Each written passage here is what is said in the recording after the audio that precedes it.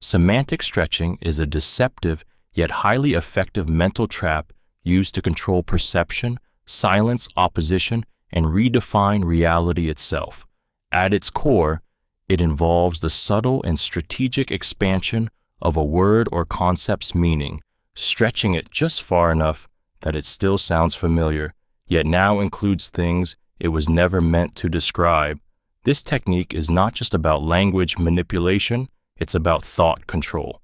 When someone changes the definition of key words like harm, violence, truth, or even respect, they shift the entire framework of the conversation. Suddenly, disagreement becomes abuse, criticism becomes hatred, and boundaries become selfishness.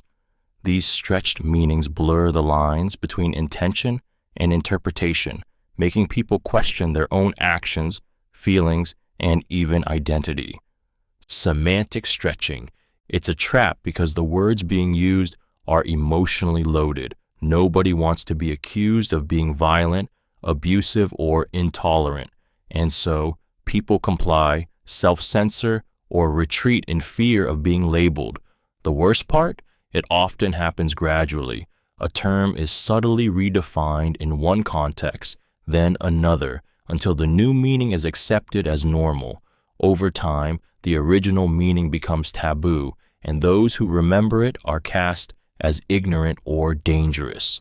This allows those in control of the definitions to reshape societal narratives and silence dissent without ever having to make a single logical argument. It's insidious because it hides in plain sight. It sounds like progress. It sounds like compassion. But what it actually does is erode clarity, demolish truth, and create a language where only the manipulator feels at home, while everyone else walks on eggshells, afraid to speak. Pathologizing dissent. Pathologizing dissent is a chilling tactic that transforms disagreement into a symptom of dysfunction. It is the act of framing someone's resistance, criticism, or differing perspective not as a valid viewpoint, but as evidence of emotional instability, trauma, narcissism, or even mental illness. Rather than address the content of what someone is saying, the manipulator attacks the very sanity of the person saying it. This psychological sleight of hand is brutally effective because it silences through shame. Once someone has been labeled angry, paranoid, toxic, or unwell, everything they say is dismissed, not for its merit, but for the supposed flaw in who they are. This trap is deeply violating. It replaces dialogue with diagnosis. It tells people that the reason they're upset isn't because something wrong is happening, but because something is wrong with them. And when this framing comes from a partner, a boss, a therapist, or even society at large, it becomes suffocating. You begin to wonder, am I overreacting? Am I broken? The internal confusion grows, and soon you begin to doubt your own sense of reality. It often starts subtly. You raise a concern and are told you're being too emotional. You ask a question and are told you have control issues. You stand up for yourself and suddenly you're narcissistic or not doing the work. This isn't accountability. It's silencing dressed up as concern. When dissent is pathologized, truth dies, and so does the voice of anyone brave enough to speak it, because no one listens to the crazy person, even when they're the only one telling the truth. Feigning ignorance. Feigning ignorance is a quiet, cunning manipulation tactic where the person in power pretends not to understand, remember, or know something, even when they do. It's not forgetfulness. It's not misunderstanding. It's a deliberate act of mental warfare disguised as innocence. By acting confused or oblivious, the manipulator shifts the burden of effort, explanation, and responsibility onto you.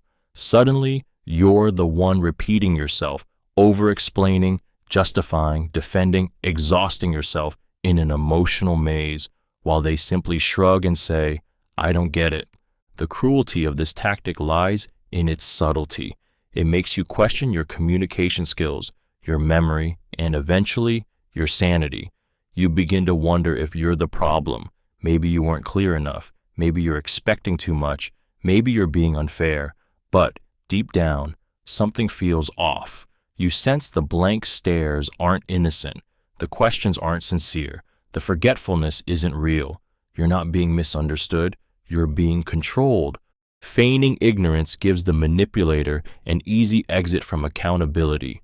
They can dodge hard conversations, deny past promises, and play the victim all at once. And if you call them out, they simply double down. Why are you getting so upset? I really don't understand what I did.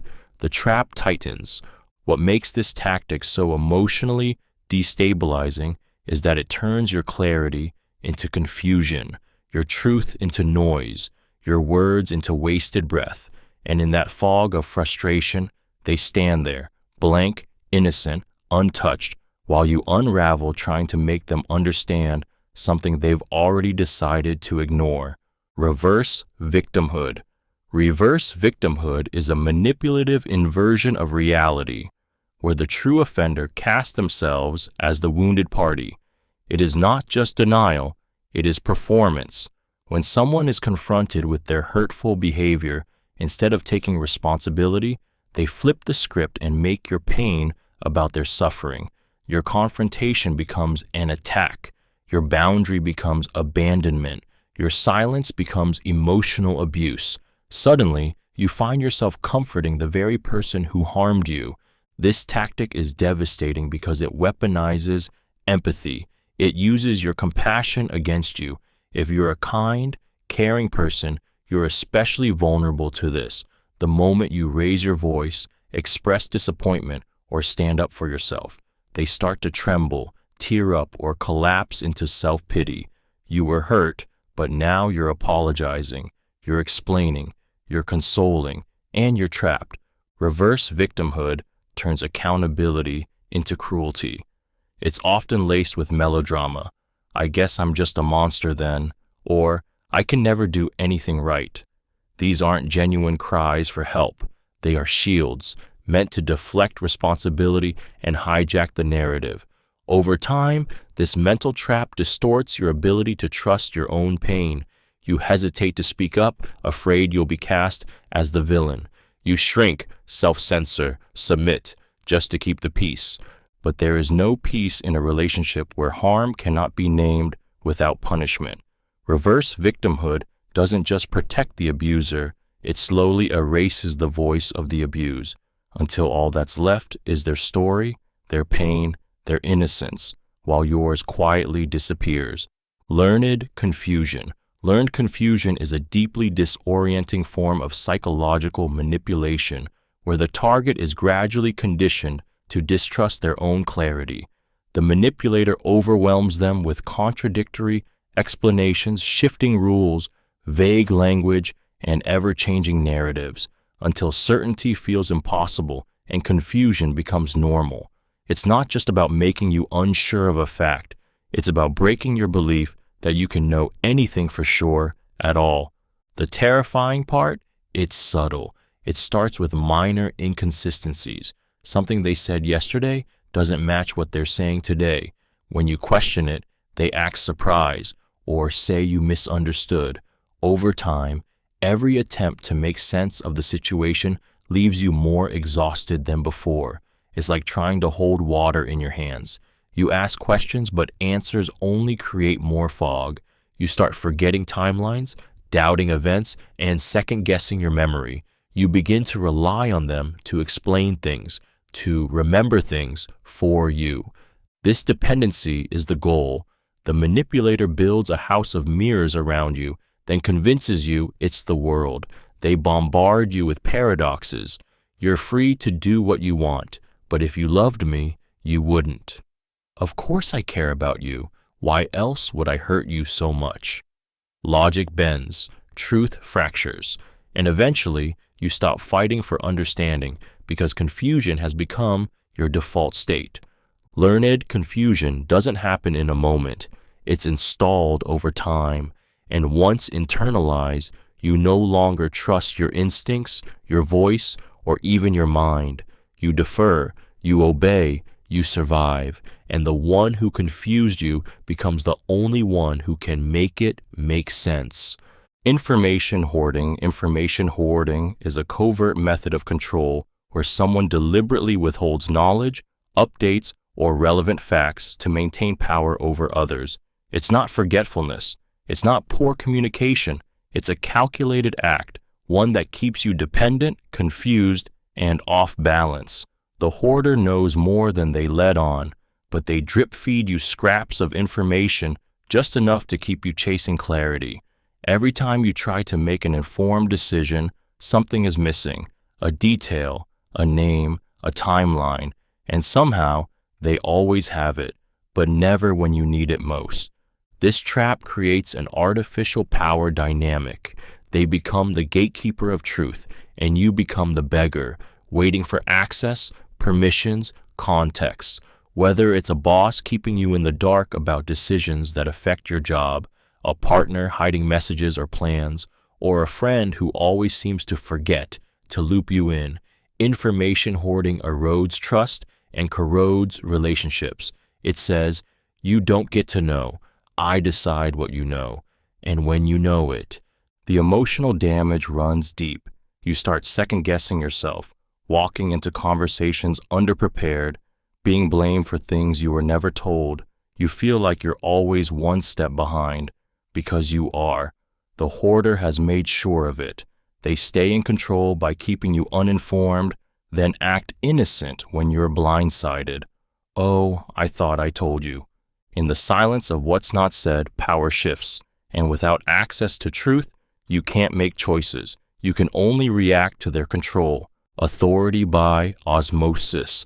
Authority by osmosis is the illusion of credibility gained not through earned knowledge or competence, but by mere proximity to power, status, or expertise.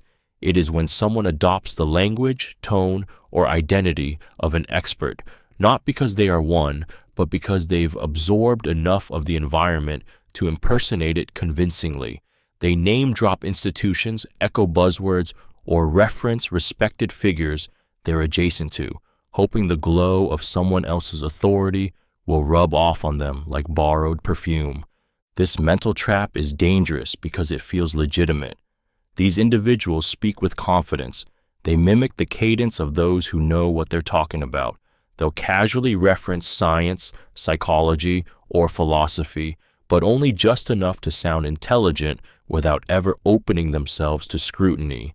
The danger isn't just in what they say, it's in what they make you assume. You assume they've done the research. You assume they're informed. You assume they have the right to tell you what's true. And that's exactly how they control the conversation. By presenting themselves as in the know, they shut down dissent. You feel hesitant to question them, because to do so would be to question someone who sounds like they know more than you. But it's smoke, it's costume, it's power cosplay. The emotional damage lies in how it silences your intuition. You begin to feel small, underqualified, and dependent. You stop trusting your gut, your lived experience, your logic, and suddenly you're nodding along to someone who never earned their influence, just absorbed it like a sponge and used it as a mask. Control by precision. Control by precision is a deeply manipulative tactic that masquerades as logic, clarity, or attention to detail, but beneath it lies domination. It's when someone latches onto your exact words, your phrasing, your tone, or even your pauses, not to understand you, but to undermine you. You say one thing slightly imperfectly, and suddenly the conversation derails. They seize the flaw in your language like a weapon. That's not what you said, or actually, what you meant was. They aren't listening to your message, they're policing your delivery. This trap is maddening because it disguises itself as rationality. It makes you feel irrational for being frustrated. You're trying to express something vulnerable, something important, but they corner you with semantics, technicalities, and pedantic corrections. And as you scramble to restate yourself the right way, the original emotion is lost. The real issue goes untouched. The power dynamic, fully in their hands. Control by precision erodes your confidence to speak freely. You start censoring yourself mid-sentence, worried you'll say the wrong word and trigger another correction. You overthink, you undershare, you shut down, because nothing feels safe to say. They've created a battlefield where every word you speak is a trap, and they're the judge, jury, and executioner of your intent. The cruelty of this tactic is in how subtle it appears. It's not loud, it's not aggressive, but it chips away at your voice until you're no longer speaking from the heart. You're just trying to avoid being wrong. And in doing so, they gain exactly what they wanted: control through the illusion of clarity.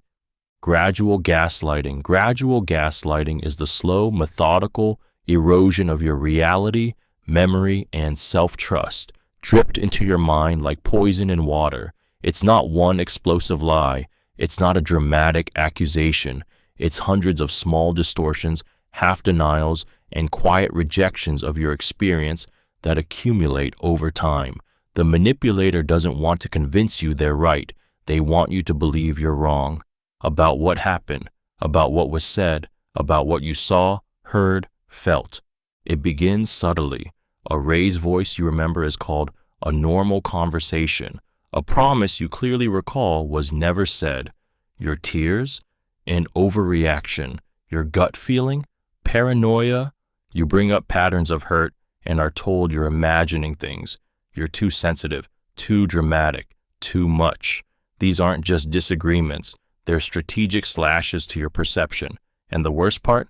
Sometimes the manipulator genuinely sounds concerned for you, like they're helping you see the truth.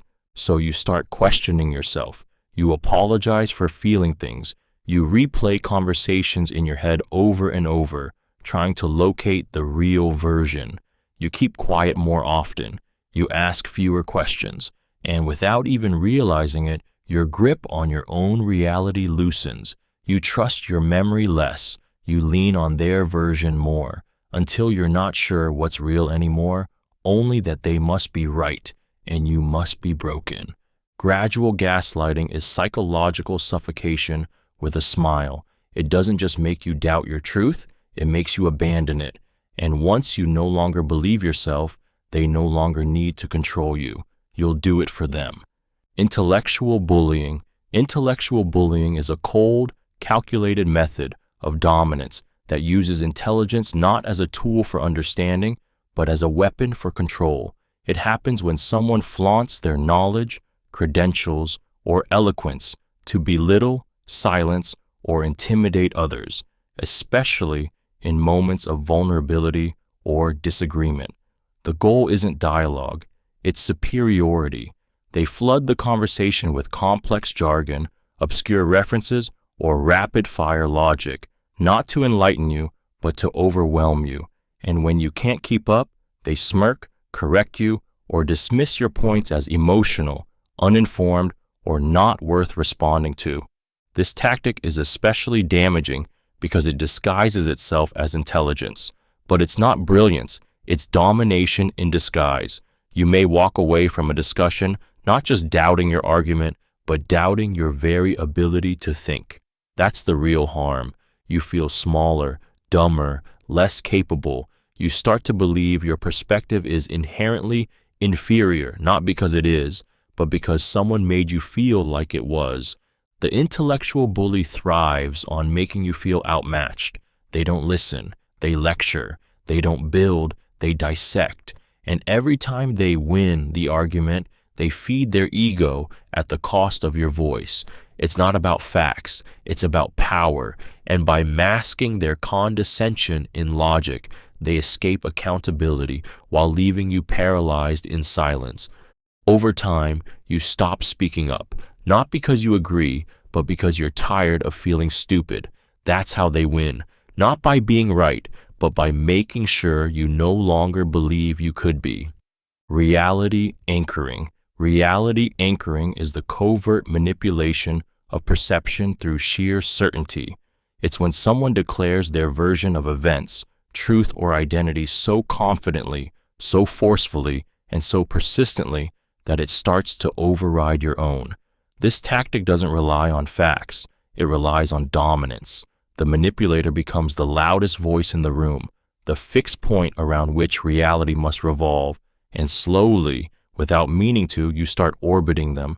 They will tell you who you are, what you said, what you meant. They'll tell you what really happened, even if you lived it yourself, and they will deliver it all with such calm conviction that you question your memory before you question them. The real weapon here is tone, measured, rational, unwavering. Your confusion grows while they remain centered. Their certainty makes you feel unstable, and that's the trap. Reality anchoring is terrifying because it doesn't look like abuse. It looks like leadership. It looks like confidence. It looks like clarity in chaos. But in truth, it's control. The more unstable you feel, the more you cling to their version just to make the spinning stop. It's psychological gravity. The manipulator positions themselves as the most grounded person in the room, and everyone else adapts their story to match that gravity. Over time, your emotions get filtered through their lens. Your experiences get rewritten by their words. You stop defending your truth, not because you've forgotten it, but because theirs has become easier to live with.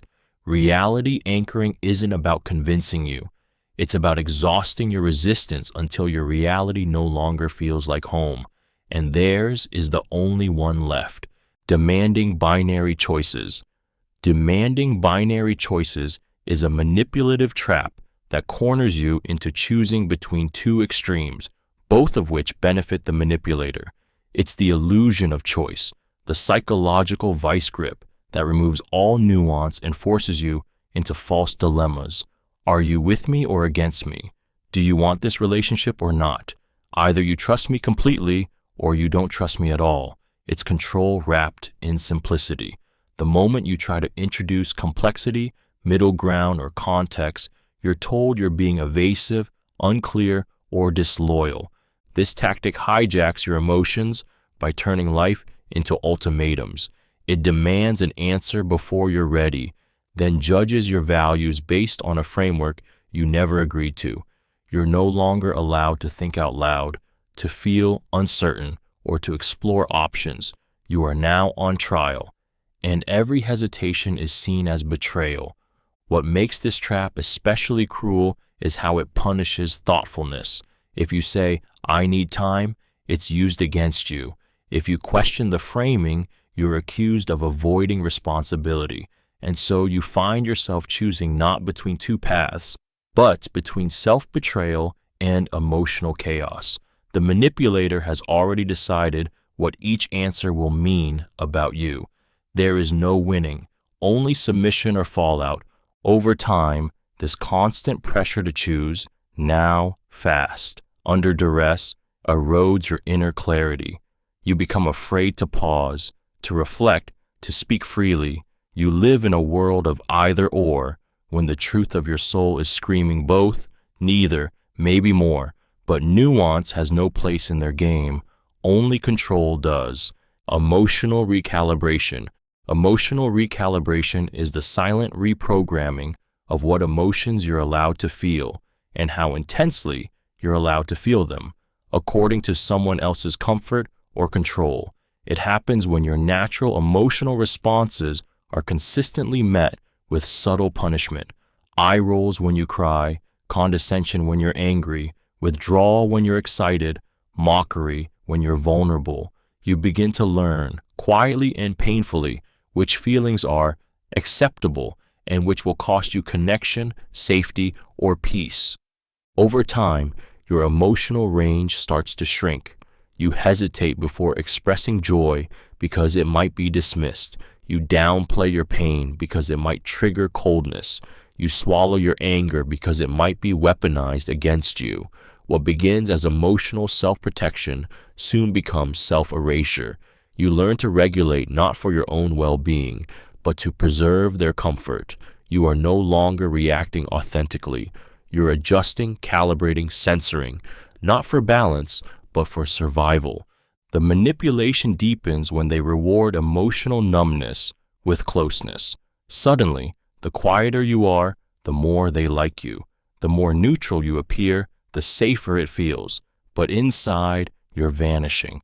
Emotional recalibration convinces you that your reactions are the problem, not the environment that made them necessary. And the tragedy is, it works. Eventually, you don't just silence yourself, you forget what full expression ever felt like. This trap isn't loud. It doesn't scream. It whispers, "Don't be so dramatic. Don't make things harder. Don't feel so much." And you listen, not because they're right, but because you've been conditioned to believe that feeling fully means being left alone. Infinite accountability loop. The infinite accountability loop is a relentless manipulation tactic where no amount of apology, explanation, or effort is ever enough. It traps you in a cycle of endless responsibility where you are always the one at fault, always the one who has to fix things, and always the one carrying the emotional weight of the relationship. Every time you think you've resolved something, the rules shift. The goalposts move. Suddenly, you're being held accountable for something new, or for the same thing again, just framed slightly differently. And no matter how much you try to make amends, they act like your efforts are too late, too little, or never sincere enough. This trap is soul-draining because it's designed to keep you on the defensive. You're constantly explaining yourself, reliving past mistakes, and begging for emotional closure that never comes. They might say things like, "You still don't get it," or "If you really cared, you wouldn't have done this in the first place." They demand accountability, but they don't allow resolution. They want you stuck, ashamed, powerless. It's control through contrition, and the more you apologize, the more permission you give them to dominate you emotionally. The loop is always reset, always reopened, always reactivated at their whim. Even years later, even after you've grown, changed, healed, they can yank you right back into guilt with a single sentence. Eventually, you start to believe you deserve it, that you're broken, that you're always hurting people, that your past disqualifies you from peace. And while you drown in penance, they stay dry because they've made your guilt their throne. Incompetence trap. The incompetence trap is a manipulative tactic where someone pretends to be incapable, helpless, or chronically confused in order to offload responsibility onto you while retaining control over the outcome. It's a subtle form of weaponized helplessness. They don't say, "Do it for me," but they create enough frustration, failure, or chaos that you eventually step in just to keep things from falling apart. The trap isn't in their failure. It's in how consistently they fail when it matters most. At first, it looks innocent. They forget how to complete basic tasks. They don't know how to manage emotional conflict. They're just bad at planning, communicating, following through. So you help, you explain, you take over, and the moment you do, they relax, because that was the plan all along. The incompetence was a performance, not a limitation. It's control through fatigue. They get what they want without ever having to take ownership. The emotional toll on you is suffocating. You become the planner, the fixer, the emotional adult. You carry not just your weight, but theirs too. And if you ever complain, they double down. "Why are you being so mean?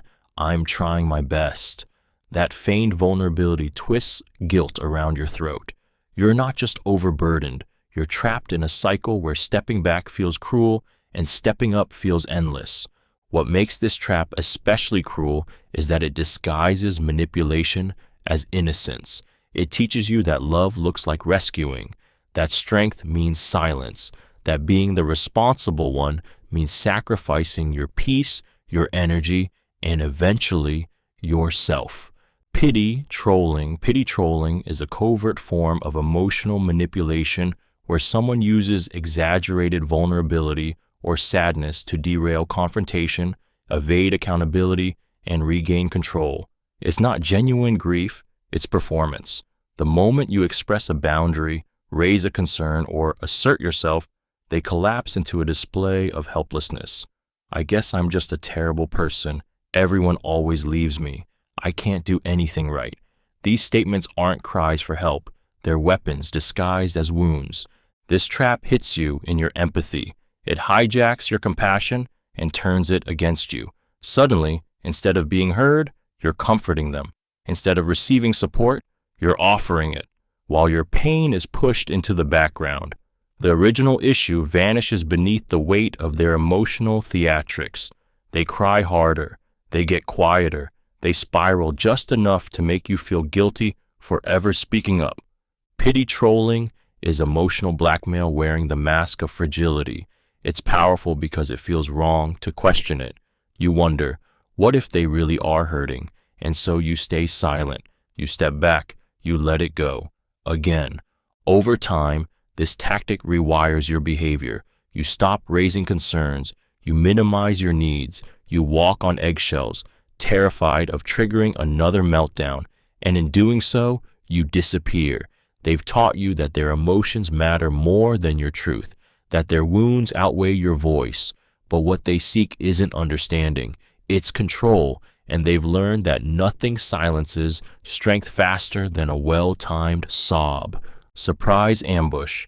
The surprise ambush is a high-impact manipulation tactic, where confrontation is dropped on you suddenly, without warning, without context, and always when you're least prepared to defend yourself. It's psychological warfare disguised as spontaneity. The manipulator waits until you're distracted, vulnerable, or emotionally exposed, then launches into accusations, demands, or emotional unloads. They strike during a quiet dinner, a text at midnight, a phone call on your way to work, timing it so you have no armor, no clarity, and no power. The real cruelty of a surprise ambush is its control over pace. You're forced into emotional reaction mode while they've had hours, maybe days, to rehearse their argument, shape the narrative, and decide what outcome they want. You're not having a conversation, you're being cornered, and your confusion, hesitation, and struggle to respond becomes ammunition. Why are you so defensive? They'll say. You clearly don't care, but it's not that you don't care, it's that your brain hasn't caught up to the attack. These ambushes destabilize your nervous system. They teach your body to anticipate betrayal in calm moments. You stop feeling safe in rest. You start bracing for impact in silence. And over time, you learn to overthink, to tiptoe, to live in a state of permanent emotional readiness, just in case. That's how they control you, not with the force of their words, but the violence of their timing. They don't fight fair, they fight smart, and while you're still trying to catch your breath, they're already winning the argument you never got the chance to prepare for. You're just sensitive. You're just sensitive is a toxic phrase wrapped in casual cruelty. It's the kind of sentence that seems harmless on the surface, almost like advice, but underneath, it's a verbal dagger. It's used when you express hurt, discomfort, or anger over something they've done or said. Instead of owning their behavior, they dismiss your emotional response as a flaw in you. It flips the script. Now, the problem isn't what they did, it's that you felt anything at all. This tactic is a psychological ambush. You open your heart, share your pain, and instead of being met with care, you're handed a label. Too sensitive, too dramatic, too reactive, too much. It's a silencing spell disguised as feedback. You start to second-guess your own instincts, your own pain, your own right to feel what you feel. Over time, you begin shrinking your emotional world just to avoid hearing those words again. And here's the cruelty. They get to keep saying whatever they want. Jokes at your expense, backhanded compliments, sharp little comments that land like paper cuts, and when you flinch, they laugh. It's just a joke. Don't take everything so seriously, but it's not a joke when it wounds you. It's not harmless when it chips away at your dignity. Eventually, you may stop speaking up altogether, not because you're no longer hurt, but because you've been trained to believe your hurt is invalid. That is the damage. Not just the words they said, but the ones you stopped saying in return, because you were told that feeling was a flaw, when in truth, it was evidence you were still alive. Retconning is the manipulative rewriting of past events to protect one's ego, avoid accountability, or control the present narrative. The term, borrowed from retroactive continuity in storytelling, is twisted in real life into a psychological weapon. It's when someone changes their version of history, subtly or blatantly, and expects you to accept it without question. The fight you remember as explosive was never that bad. The promise they broke was never made. The hurt they caused was a misunderstanding. And if you disagree, you're painted as dramatic, forgetful, or dishonest. This trap doesn't just alter facts. It erodes your trust in your memory. Every time you try to confront reality, they shift the ground beneath you. You're left standing in confusion, wondering if your recollection is flawed. It's not, but retconning is designed to make you believe it is. It's an assault on your personal history, a theft of your emotional timeline. The moments that shaped you are gaslit into fiction so the manipulator can remain blameless. The danger deepens when they rewrite the past in front of others. Suddenly, mutual friends remember it differently. Conversations you had in private are twisted in public. You begin to question not only what happened, but whether anyone will ever believe your version of it. The isolation is suffocating. Retconning isn't forgetfulness. It's control. It's a person playing author of your life story, editing out the chapters where they were the villain. And the longer you let them hold the pen, the more your truth fades into their fiction, until even you start forgetting what was real. Weaponized insecurity. Weaponized insecurity is a brutal form of emotional manipulation where your deepest fears, vulnerabilities, and doubts are turned against you, not accidentally, but deliberately. This tactic doesn't just exploit your insecurities, it arms them. The person who uses it knows exactly where you're fragile. They know what keeps you up at night, what you're ashamed of, what you're trying to heal. And instead of offering support, they strike right at those raw spots when you're most exposed. They wait until you're confident, until you push back, until you speak your truth, and then they unleash it. No one else would ever put up with you. This is why people leave you. You always overthink everything. These aren't just insults. They are precision-guided emotional attacks aimed straight at your identity. And the worst part? Many of them are wrapped in calm tones, whispered mid-argument, or slipped in during moments of silence. The damage isn't loud, but it's lasting. Over time, you start pre-editing yourself. You start walking on mental eggshells, terrified of giving them more ammunition. You try harder to be perfect, to be agreeable, to be less you, just so your wounds won't be used as weapons. You may even start believing what they say, because repetition is powerful and doubt is corrosive. This is how they keep control, not through strength, but through corrosion. They chip away at your confidence until you rely on them to tell you who you are. And by the time you realize what's happening, you're no longer standing on your own story. You're standing inside their version of your worth. Moral spotlighting. Moral spotlighting is the calculated performance of virtue, where someone constantly shines a light on their own ethics, compassion, or righteousness, not to inspire, but to dominate. It is the manipulation of perception through morality, casting themselves as the morally superior figure in every interaction so that disagreement becomes sin, criticism becomes cruelty, and opposition becomes evil. They don't seek to be good, they seek to be seen as good. And in doing so, they weaponize goodness to control. The trap is seductive because it wears the mask of integrity. The moral spotlighter speaks in the language of justice, empathy, fairness, values we're taught to admire and obey. But underneath that glow is a cold strategy to silence dissent through shame. The moment you challenge them, you are cast into the shadows. You're labeled insensitive, selfish, unenlightened, or toxic, not because what you said was wrong, but because it dared to challenge their curated identity of moral purity. This tactic is especially brutal in relationships. You find yourself constantly on the defensive, trying to justify your humanity against their self-appointed sainthood. They don't need to raise their voice or issue threats. Their quiet disappointment is enough to make you fold. Over time, you start contorting yourself, not just to avoid conflict, but to avoid being seen as bad. You begin to fear not only being wrong, but being morally wrong in their eyes. Moral spotlighting doesn't seek truth, it seeks control through moral intimidation. And while you're busy proving your decency, they're holding the flashlight, deciding who deserves to be seen and who should be left in the dark. Chronic forgetfulness. Chronic forgetfulness is a manipulative tactic that disguises control as carelessness.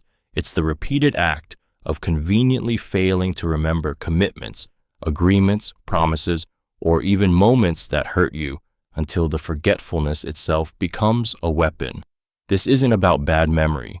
This is calculated amnesia designed to make you feel unimportant, unseen, and ultimately powerless. They forget your boundaries, your birthday, your emotional needs, but they never seem to forget the things that benefit them. It starts small, a forgotten chore, a missed call, a delayed response, but soon they're forgetting entire conversations where you open up about your pain. They swear they never said what you clearly remember. They claim they never agreed to what you both discussed, and when you bring it up, you're met with blank stares and phrases like, "I honestly don't remember that," or "You must be imagining things." The effect is subtle, but devastating. It rewrites reality. You begin to question yourself. Did you really say that? Was that boundary actually clear? Were you being too demanding? Their selective memory casts a shadow over your certainty. You find yourself repeating the same conversations, over-explaining your needs, begging for recognition, while they float above it all, untouched by the emotional labor you're drowning in. This is not forgetfulness. This is erasure, a slow, suffocating kind, one where your truth is always negotiable, your pain is always dismissed, and their failure to remember becomes your failure to matter. In this game, they win not by remembering, but by convincing you that your memories can't be trusted, and that silence is safer than trying to be heard. Distress distraction. Distress distraction is the manipulative art of shifting focus away from accountability by creating emotional chaos. It's a tactic used to hijack attention whenever a difficult truth is closing in, when you're about to set a boundary, ask for clarity, or call out harmful behavior.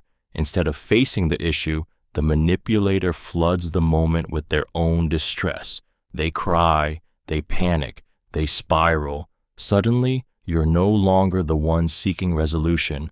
You're the caretaker of their emotional storm. What makes this trap so dangerous is how quickly it flips the script. One minute you're trying to talk about what hurt you. The next you're consoling them, comforting them, helping them cope. Their outbursts might seem spontaneous, but it's often a practiced reflex, learned from a lifetime of avoiding hard conversations by becoming the louder pain in the room. And it works. You stop pressing, you soften, you abandon the boundary because it feels cruel to enforce it while they're falling apart. The emotional impact is dizzying. You feel guilty for bringing up the issue in the first place. You question your timing, your delivery, your right to even feel what you feel. The original problem gets buried beneath their reaction, and your needs vanish in the smoke of their suffering. That's the goal. Distress distraction doesn't solve anything. It dissolves everything. It ensures that the manipulator never has to be accountable, because every confrontation becomes a rescue mission. And over time, you learn to stay silent, not because you've forgiven, but because every attempt to speak leads to you holding someone else's pain while yours goes unheard. Double jeopardy trap. The double jeopardy trap is a cruel and paralyzing manipulation tactic that punishes you no matter what you do. It's when both action and inaction are turned against you, where every choice is wrong, every effort misread, and every step forward used to push you further back. You apologize, you're only doing it to avoid consequences. You don't apologize. You're refusing to take responsibility. You speak up. You're too aggressive. You stay silent.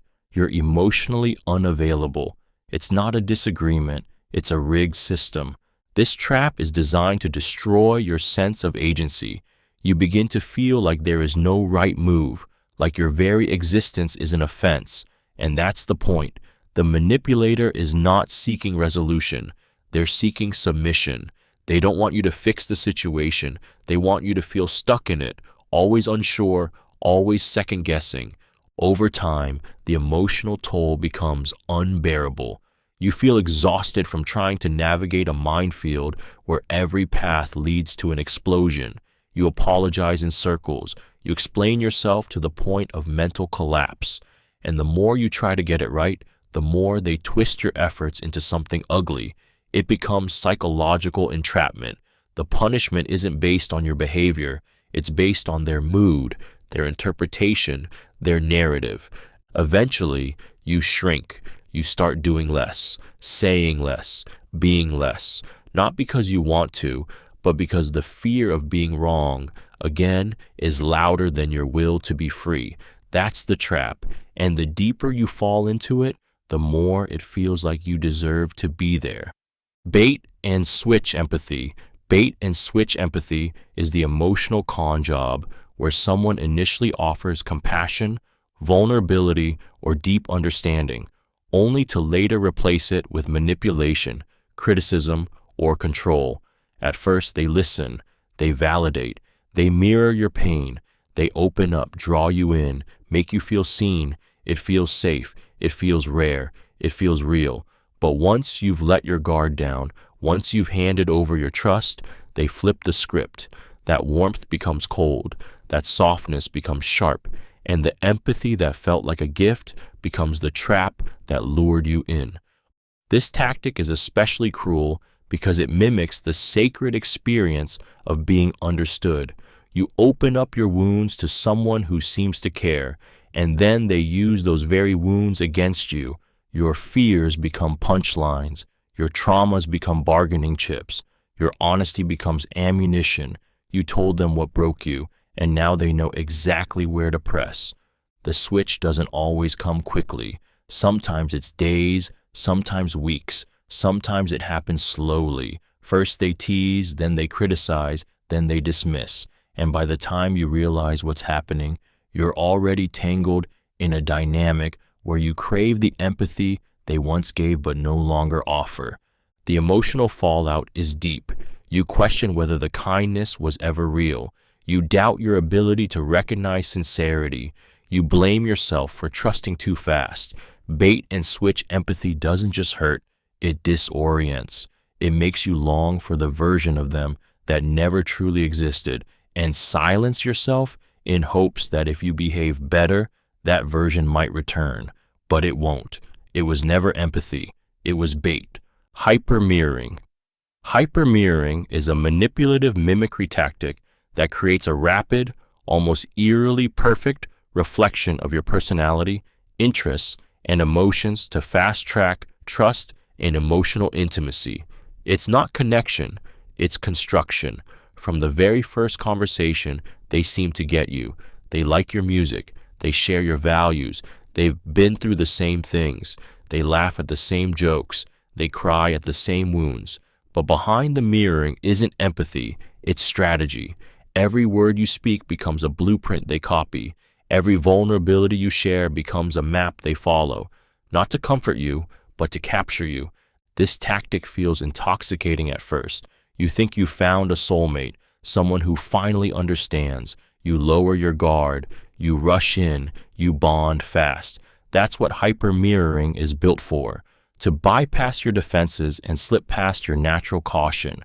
It doesn't just build trust, it manufactures it. And once that bond is formed, they start to shape it, twist it, own it. Because it wasn't real compatibility, it was calculated compatibility. And soon, cracks appear. Their personality shifts depending on who they're around. Their shared experiences change slightly over time. And the connection you thought was mutual starts to feel one-sided, performed, scripted, fragile. When you confront it, they accuse you of changing, of being distant, of breaking the connection they worked so hard to build. But it was never a connection. It was a mirror, and when you stop feeding them the reflection, it shatters, revealing not someone who truly knows you, but someone who used your own identity as bait. Time starvation. Time starvation is a manipulative tactic that creates pressure, confusion, and compliance by intentionally denying you the time and space to think clearly. It's the emotional equivalent of being rushed to sign a contract without reading the fine print. The manipulator overwhelms you with urgency. We need to decide now. If you don't act, everything will fall apart. This can't wait. But the urgency is rarely real. It's manufactured to rob you of clarity and force you into decisions you wouldn't make if you had even a moment to breathe. The trap lies in how this pressure is disguised as importance. You're made to feel that waiting, reflecting, or asking questions is selfish, or worse, dangerous. That hesitation equals failure. So you react instead of reason. You agree instead of assess. You act fast, not because it's right, but because the manipulator has stolen the conditions you need to act wisely. And afterward, when things go wrong, they say it was your decision all along. Time starvation is emotionally violent because it short-circuits your autonomy. It breeds panic and self-doubt. You start believing that you're just bad under pressure, when in truth, you were never given a fair chance to process. It's not indecision they fear, it's your awareness, because awareness threatens control. Over time, you internalize the rush. You stop trusting stillness. You start believing that urgency equals truth, that peace means you're missing something, that decisions must always be made under fire. And in that exhausted state, you become easier to lead, faster to break, not because you're weak, but because you were never given the time to be strong. Artificial consensus. Artificial consensus is a manipulation tactic where someone falsely claims that everyone agrees with them, using the illusion of majority opinion to pressure you into silence, compliance, or shame. It's not about truth, it's about isolation.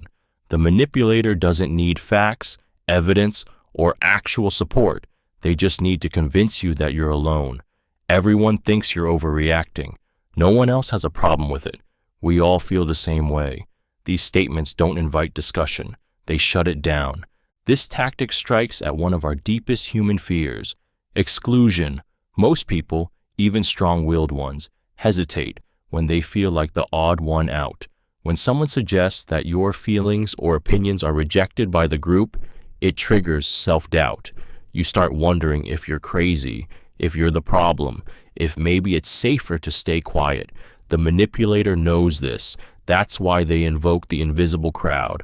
But the truth is, that crowd often doesn't exist. It's a fabricated alliance, a psychological weapon used to dominate your perspective. The real danger lies in how effective it is. The more isolated you feel, the less likely you are to speak up, and the more power they gain. Over time, artificial consensus conditions you to distrust your instincts. You stop sharing your thoughts. You suppress discomfort. You go along just to belong, and without realizing it, you're no longer making choices based on your truth, but based on a fiction they've constructed to keep you small, silent, and surrounded by voices that aren't even real. Tone policing. Tone policing is a manipulative tactic that shifts attention away from what you're saying to how you're saying it, silencing truth by critiquing its delivery. When someone tone polices you, they don't respond to the message. They attack the emotion behind it. You're being too aggressive. Calm down. Maybe if you said it more nicely, I'd listen. It's a form of dismissal wrapped in civility, designed to derail your voice without having to engage with your pain.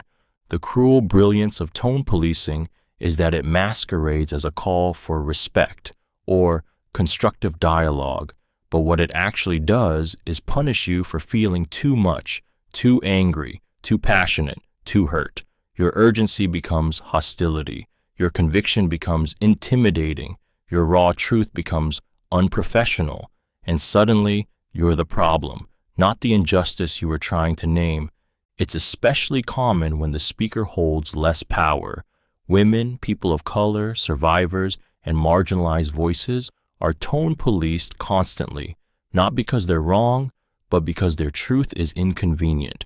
It makes others uncomfortable. So instead of being heard, they're told to smile, to soften, to start over in a voice that's easier to ignore. Over time, this manipulation trains you to self-censor. You rehearse your pain, you filter your fire, you ask yourself, will they hear me if I sound calm enough? But even when you whisper, they still don't listen, because it was never about the tone. It was always about silencing the truth beneath it. Tone policing doesn't demand kindness, it demands submission, and in doing so, it protects power by punishing the voice that dares to rise. Emotional debt. Emotional debt is a manipulative currency, one where every kind act, favor, or gesture of support is secretly logged, stored, and later weaponized. It's not about giving freely. It's about control disguised as generosity. At first, it feels like love. They listen when you cry. They help when you're down. They say yes when no one else does. But what you don't see is the mental ledger being kept. Every smile, every comfort, every sacrifice, all recorded, all building a debt you never knew you owed until the bill comes due.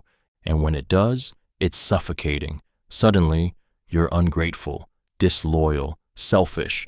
You're reminded of everything they did for you, how they were always there, how they never asked for anything, even as they demand your silence, your loyalty, your time, your compliance.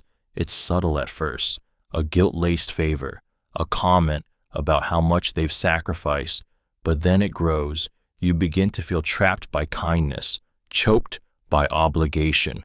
You start saying yes to things you don't want. You ignore your needs, your boundaries, your truth, because you feel like you owe them. That's the trap. Their love isn't unconditional, it's transactional, and you're no longer a person with your own autonomy. You're a debtor paying off emotions that were never given freely in the first place. Over time, emotional debt rewires how you receive care. You stop trusting generosity. You flinch at affection because deep down, you fear that kindness always comes with a cost and that the price will be you. Selective support. Selective support is the illusion of care weaponized as control. It's when someone chooses to back you only when your choices, feelings, or achievements serve their comfort, their narrative, or their ego. They'll cheer for you loudly when it benefits them, but vanish, withdraw, or even sabotage you the moment your growth threatens their control. Their support isn't love, it's leverage, and you only get it when you play by their rules. At first, it feels like loyalty. They encourage you, they praise you, they show up, but slowly patterns emerge. They're warm when you're struggling because struggle keeps you dependent. They're silent when you succeed because your success shifts the power. They validate you when you agree with them because agreement keeps the spotlight where they want it. But question them, change, or choose something they wouldn't, and suddenly their support goes cold. You're on your own. The love has strings, and you've just tugged the wrong one. This trap is devastating because it mimics intimacy. You begin to believe that love is conditional, that your worth depends on staying small, agreeable, familiar. You hesitate to evolve. You silence your needs. You seek approval from someone who only offers it when it suits them. Selective support teaches you that acceptance must be earned, not given. That safety is not in who you are, but in who you pretend to be to keep them comfortable. And slowly, their inconsistent support becomes a leash. One you tighten around your own voice, your own joy, your own freedom, just to feel wanted. But it was never support. It was surveillance. Strategic silence. Strategic silence is a chilling, calculated form of psychological control that uses the absence of words as a weapon. It's not about needing space. It's not about cooling off. It's about power. The manipulator goes silent at precisely the moment when your heart is most open, when you're vulnerable, confused, or desperate for resolution. They disappear emotionally, physically, or digitally. No calls, no texts, no eye contact. And the silence isn't peaceful, it's punishing. You're left in a void, spinning, wondering what you did wrong, replaying every conversation, compulsively checking your phone. The silence becomes deafening, filling your mind with self-blame, fear, and longing. And that's exactly what they want, to destabilize you. They want you to break first, to apologize, even when you've done nothing wrong, to chase them, to beg, to surrender, because the silence isn't absence, it's control. This tactic is cruel because it's invisible. You can't argue with silence. You can't reason with it. It leaves no fingerprints, no direct accusations, no words to fight back against. It creates emotional starvation. And when they finally respond, days later, hours later, they re-enter like nothing happened, as if you're supposed to be grateful just for their presence. You are conditioned to fear their silence more than their anger. Over time, you learn to police yourself, to avoid saying things that might provoke withdrawal, to keep them close at all costs. And in doing so, you give up your voice, your needs, your truth, just to avoid being left alone in the dark again. That's the real silence, the one they've planted inside you. Ulterior praise. Ulterior praise is the manipulation of validation, compliments given not to uplift, but to bind. On the surface, it sounds like admiration. You're so mature for your age. You're the only one who really understands me. You're stronger than everyone else. But beneath the warmth is a hook. These words aren't free, they're bait. Praise becomes a tool not to empower you, but to keep you compliant, silent, or indebted. It's not about your growth, it's about your usefulness. The trap lies in how deeply this praise targets your core wounds or hidden longings. If you've craved recognition, they'll give it. If you've wanted to feel special, they'll deliver it with a smile. But once you accept it, the expectations start. You're now the strong one, so don't dare show weakness. You're the understanding one, so don't call them out.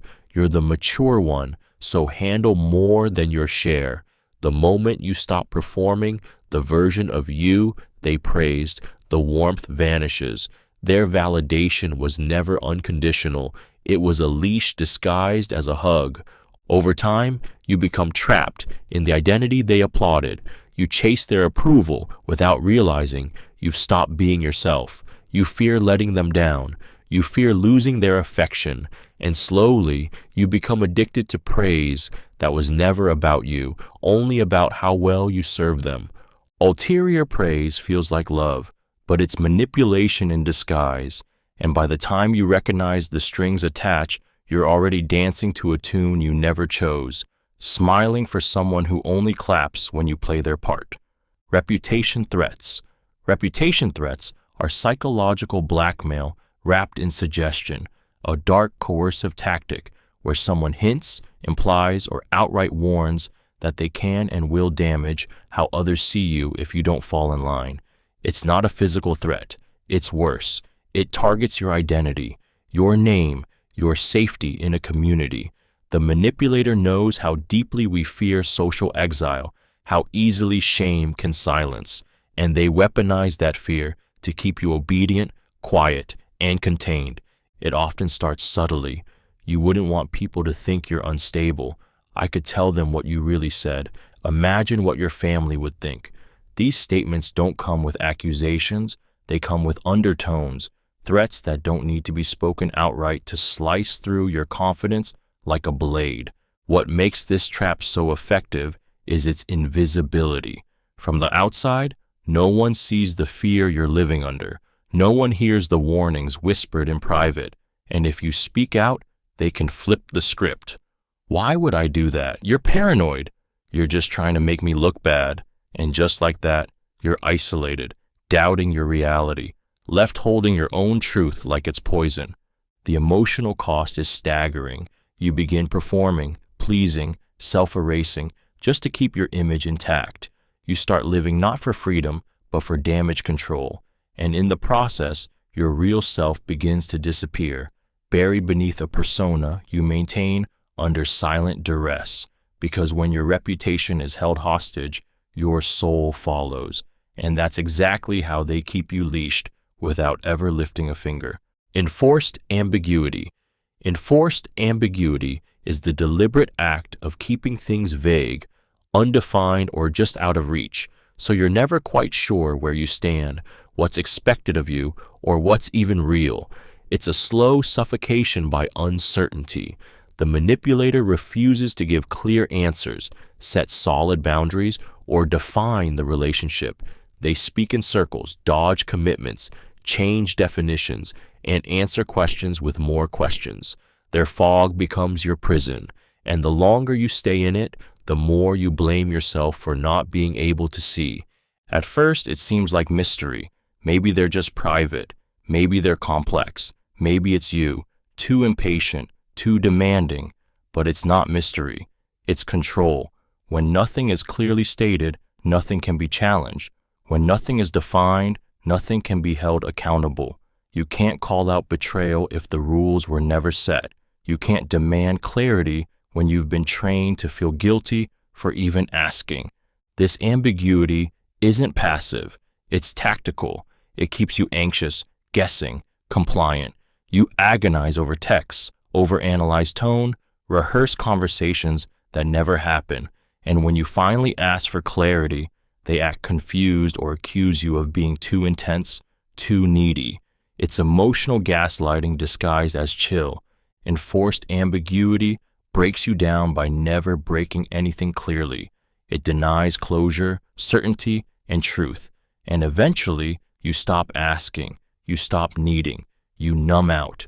Because trying to find stability in someone who thrives in the blur is like trying to hold smoke and blaming yourself when it slips through your hands. Weaponized self-help.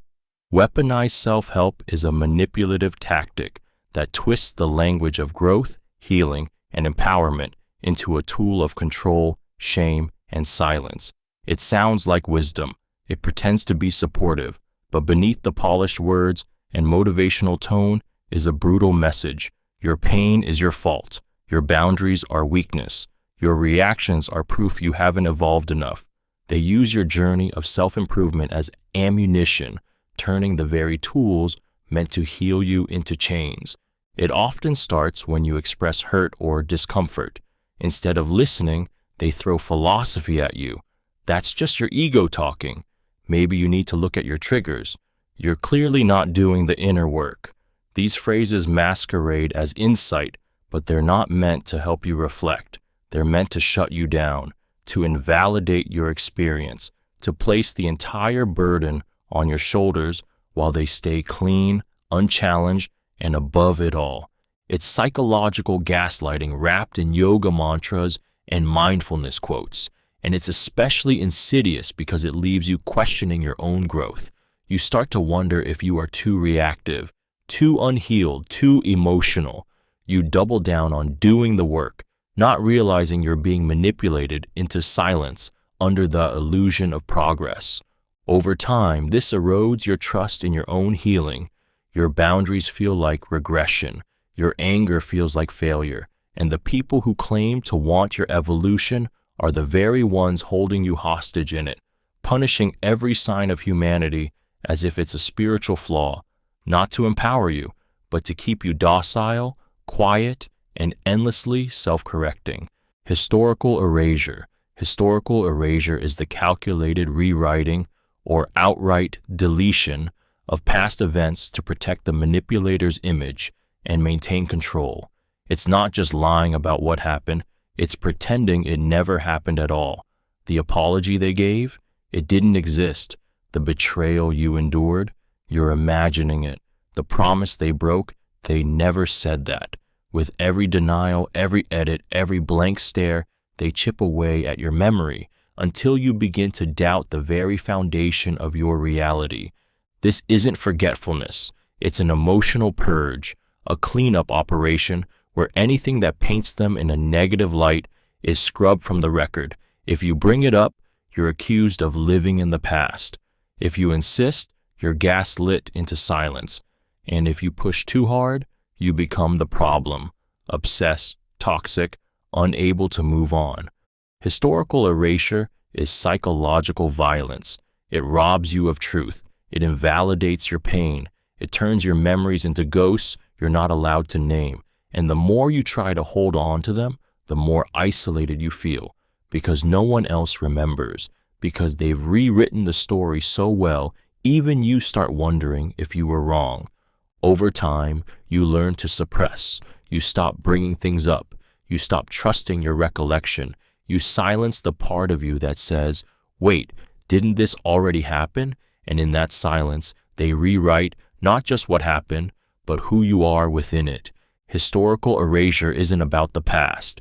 It's about stripping you of the right to know it so they can own the future. Crisis manufacturing. Crisis manufacturing is a calculated form of chaos, an emotional manipulation tactic where someone deliberately creates or exaggerates conflict, emergencies, or drama to destabilize you and seize control. It's not just bad luck. It's not a string of unfortunate events. It's a pattern. Everything becomes urgent. Everything is a problem, and somehow they are always at the center of it. They set fires and demand credit for putting them out. They start wars and cry for peace. And while you're frantically trying to fix the mess, they sit back and pull the strings. The power in this tactic lies in the pressure. Manufactured crises force you into reaction mode. You don't have time to think, to breathe, to reflect. You're too busy managing them, their breakdowns, their outbursts, their problems. And in that state of constant adrenaline and emotional exhaustion, you become more pliable, more compliant, more willing to give up your own needs just to restore calm. The manipulator thrives in this chaos because it ensures the spotlight never leaves them. Any attempt to address your needs or feelings is interrupted by a new crisis, a panic attack, a sudden betrayal, an emotional collapse. And just like that, the focus is yanked away from you and back onto their chaos, again and again. Eventually, you stop asking for peace. You start anticipating the next disaster. You live in a state of emotional bracing, always ready to extinguish a fire that was never yours to begin with, because in their world, stability is a threat, and crisis is the leash they use to keep you too distracted, too drained, and too overwhelmed to ever walk away. Apology hijacking is a manipulative twist on remorse, where the person who caused harm flips the apology into a spotlight on their pain, their feelings, their struggle. It begins with what seems like accountability. I'm sorry I hurt you. But seconds later, it mutates. I've just been under so much pressure. I hate myself for what I did. You don't understand how hard this is for me. Suddenly, the conversation shifts. Your pain is eclipsed by theirs, and now you are the one doing the comforting. This isn't a real apology. It's a performance, a tactic. It sounds like remorse, but it's a grab for control. They weaponize vulnerability to shut down yours. They flood the moment with emotion so your needs get drowned in their self-pity. The worse you feel, the more sympathy they demand. The hurt they caused becomes a tragedy about them. The aftermath is paralyzing. You feel guilty for being angry. You second-guess bringing it up at all. You may even end up apologizing for how your pain made them feel. And that's the hijack. You went in seeking resolution and somehow walked out carrying their shame, their story, their mess. Over time, apology hijacking teaches you that expressing hurt causes harm, that asking for an apology is too much, that accountability will always collapse into chaos. So you stay quiet, you forgive too fast, you carry wounds that never heal, because every time you try to name them, someone else's pain takes center stage. and yours is left in the wings, unseen. Silent ultimatums. Silent ultimatums are unspoken threats that demand obedience through implication, not words. The manipulator never directly says, "Do this or I'll leave you," or "Agree with me or I'll punish you." Instead, they communicate through withdrawal, cold stares, abrupt silence, or subtle changes in mood that leave you guessing and terrified. It's emotional coercion without a voice, a quiet, invisible leash wrapped tightly around your choices, your tone, your very being. These ultimatums show up in the pause after you disagree, in the tension when you say no, in the sudden shift from warmth to icy distance the moment you assert yourself. Nothing is said aloud, but everything is felt. You instinctively understand, comply, or pay. Love becomes a conditional reward. Safety becomes a privilege you must earn, and the cost of stepping out of line is disconnection. No explanation, no discussion, just absence. This tactic works because it feeds on fear, fear of abandonment, fear of rejection, fear of being labeled difficult, demanding, unlovable. The silence becomes louder than words, echoing in your head until you give in, not because you were wrong, but because the anxiety of their disapproval is unbearable. Over time, you learn to read their silence like a language. You adapt, adjust, anticipate. You shrink before you're even asked to, and they never have to raise their voice because your mind does all the work for them. Silent ultimatums don't sound like abuse. They feel like pressure, like loneliness, like walking through a conversation on broken glass, careful, cautious, always afraid that the next step will make the silence deeper, colder, permanent. Scarcity illusion. Scarcity illusion is the deliberate creation of emotional or relational lack to manipulate your sense of urgency, worth, and gratitude. It's the whisper that says, "This is the best you'll get. No one else will love you like I do. You'll never find someone who puts up with you." It's the false belief that their love, time, attention, or affection is rare, and that losing it would mean losing everything. This trap doesn't just limit your choices, it shrinks your world until it feels like they're the only option you have. At first, the scarcity is subtle. They'll withdraw slightly after giving. They'll imply you're lucky to have them. They'll frame your needs as too much, your standards as unrealistic. They never say, "You don't deserve better." They make you feel like there is no better, and so you stay, you justify, you cling, not because you're blind to the dysfunction, but because you've been convinced that anything else would be emptier, colder, worse.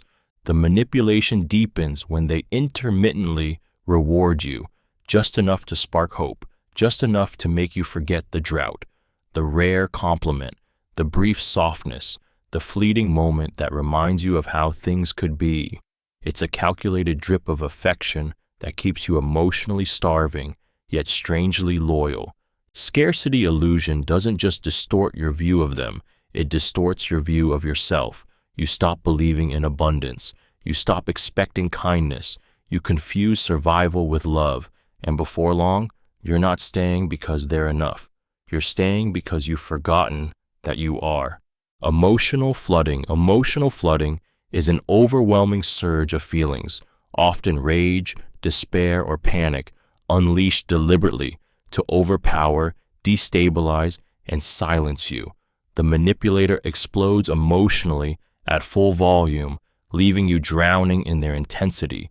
It's not a spontaneous outburst. It's a weaponized wave designed to shut you down, shut you up, and drown the original conversation under a flood of chaos. You're no longer discussing what hurt you. You're managing their meltdown. It can hit without warning. You bring up something calmly, reasonably, and they erupt, crying uncontrollably, screaming, accusing, collapsing. The emotional volume rises so fast that you forget why you even spoke up in the first place. And now you're the one apologizing, softening, backing down, not because you were wrong, but because their intensity hijacked your nervous system. You feel stunned, paralyzed, guilty, and small. This tactic works because the human brain shuts down under emotional overload. You can't think clearly when someone is yelling, sobbing, or raging in your face. You go into survival mode. The manipulator knows this. They count on it. Their storm forces you into submission, not through logic, but through overwhelm. Over time, you become afraid to speak. You tiptoe. You rehearse every conversation.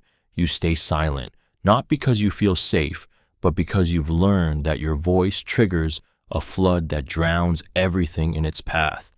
And no one ever taught you how to swim in someone else's storm. Emotional flooding isn't expression, it's dominance. And while they get to unleash everything inside them, you're left soaked in fear, soaked in guilt, soaked in shame, holding your breath in a relationship where peace always comes at the cost of your voice. For your own good. For your own good is the velvet-gloved dagger of manipulation, control wrapped in the language of care. It's the phrase used to override your autonomy, gaslight your instincts, and justify domination, all while painting the manipulator as benevolent. It sounds like protection, but it feels like suffocation. I'm only doing this because I love you. You'll thank me later. You don't know what's best for you right now. These words may sound kind, but they carry a chilling subtext. I get to decide what happens to you, not you. At first, it can feel like love, like someone truly wants to help. They may remove choices from you, shield you from information, or silence your voice, all under the claim that they're looking out for you. But as their protection becomes a pattern of silencing, controlling, limiting, something shifts. You begin to feel caged by the very person who swore they were keeping you safe. This tactic is especially insidious because it targets your self-trust. If you resist, they say you're being ungrateful. If you question, they say you don't understand. And if you push back, they paint you as reckless or self-destructive. Eventually, you stop pushing, you stop deciding, you surrender, not because you agree, but because you're afraid of being framed as too broken to know what's right. For your own good becomes a weapon that rewrites consent. It tells you that discomfort is healing, that compliance is maturity, that obedience is care, but love without choice is not love, and protection without respect is just another word for control. Invisible scorekeeping. Invisible scorekeeping is the silent ledger a manipulator keeps, tracking every favor, every sacrifice, every moment they showed up for you, not to love you, but to one day collect. You don't know it's happening at first. Their help feels generous, their support unconditional. But over time, the truth emerges. Their kindness came with invisible strings, and they've been keeping score while you weren't even playing the game. It hits when you say no, when you set a boundary, when you need something for yourself. Suddenly, the record is thrown at you like a weapon. After everything I've done for you, I was there when no one else was. You owe me. You realize the love you thought was free came with a hidden receipt, and it's long. This manipulation is so dangerous because it dresses itself as devotion. You felt supported, but you were being banked on. Every favor was a deposit, every selfless act an investment. And when you finally assert yourself, the debt is called in. But this isn't about fairness. It's about guilt, about making you feel selfish, ungrateful, disloyal for simply wanting to breathe without owing anyone for it. You begin to live transactionally. You hesitate to ask for anything. You feel the weight of their unspoken tally every time you speak, every time you need, every time you pull away.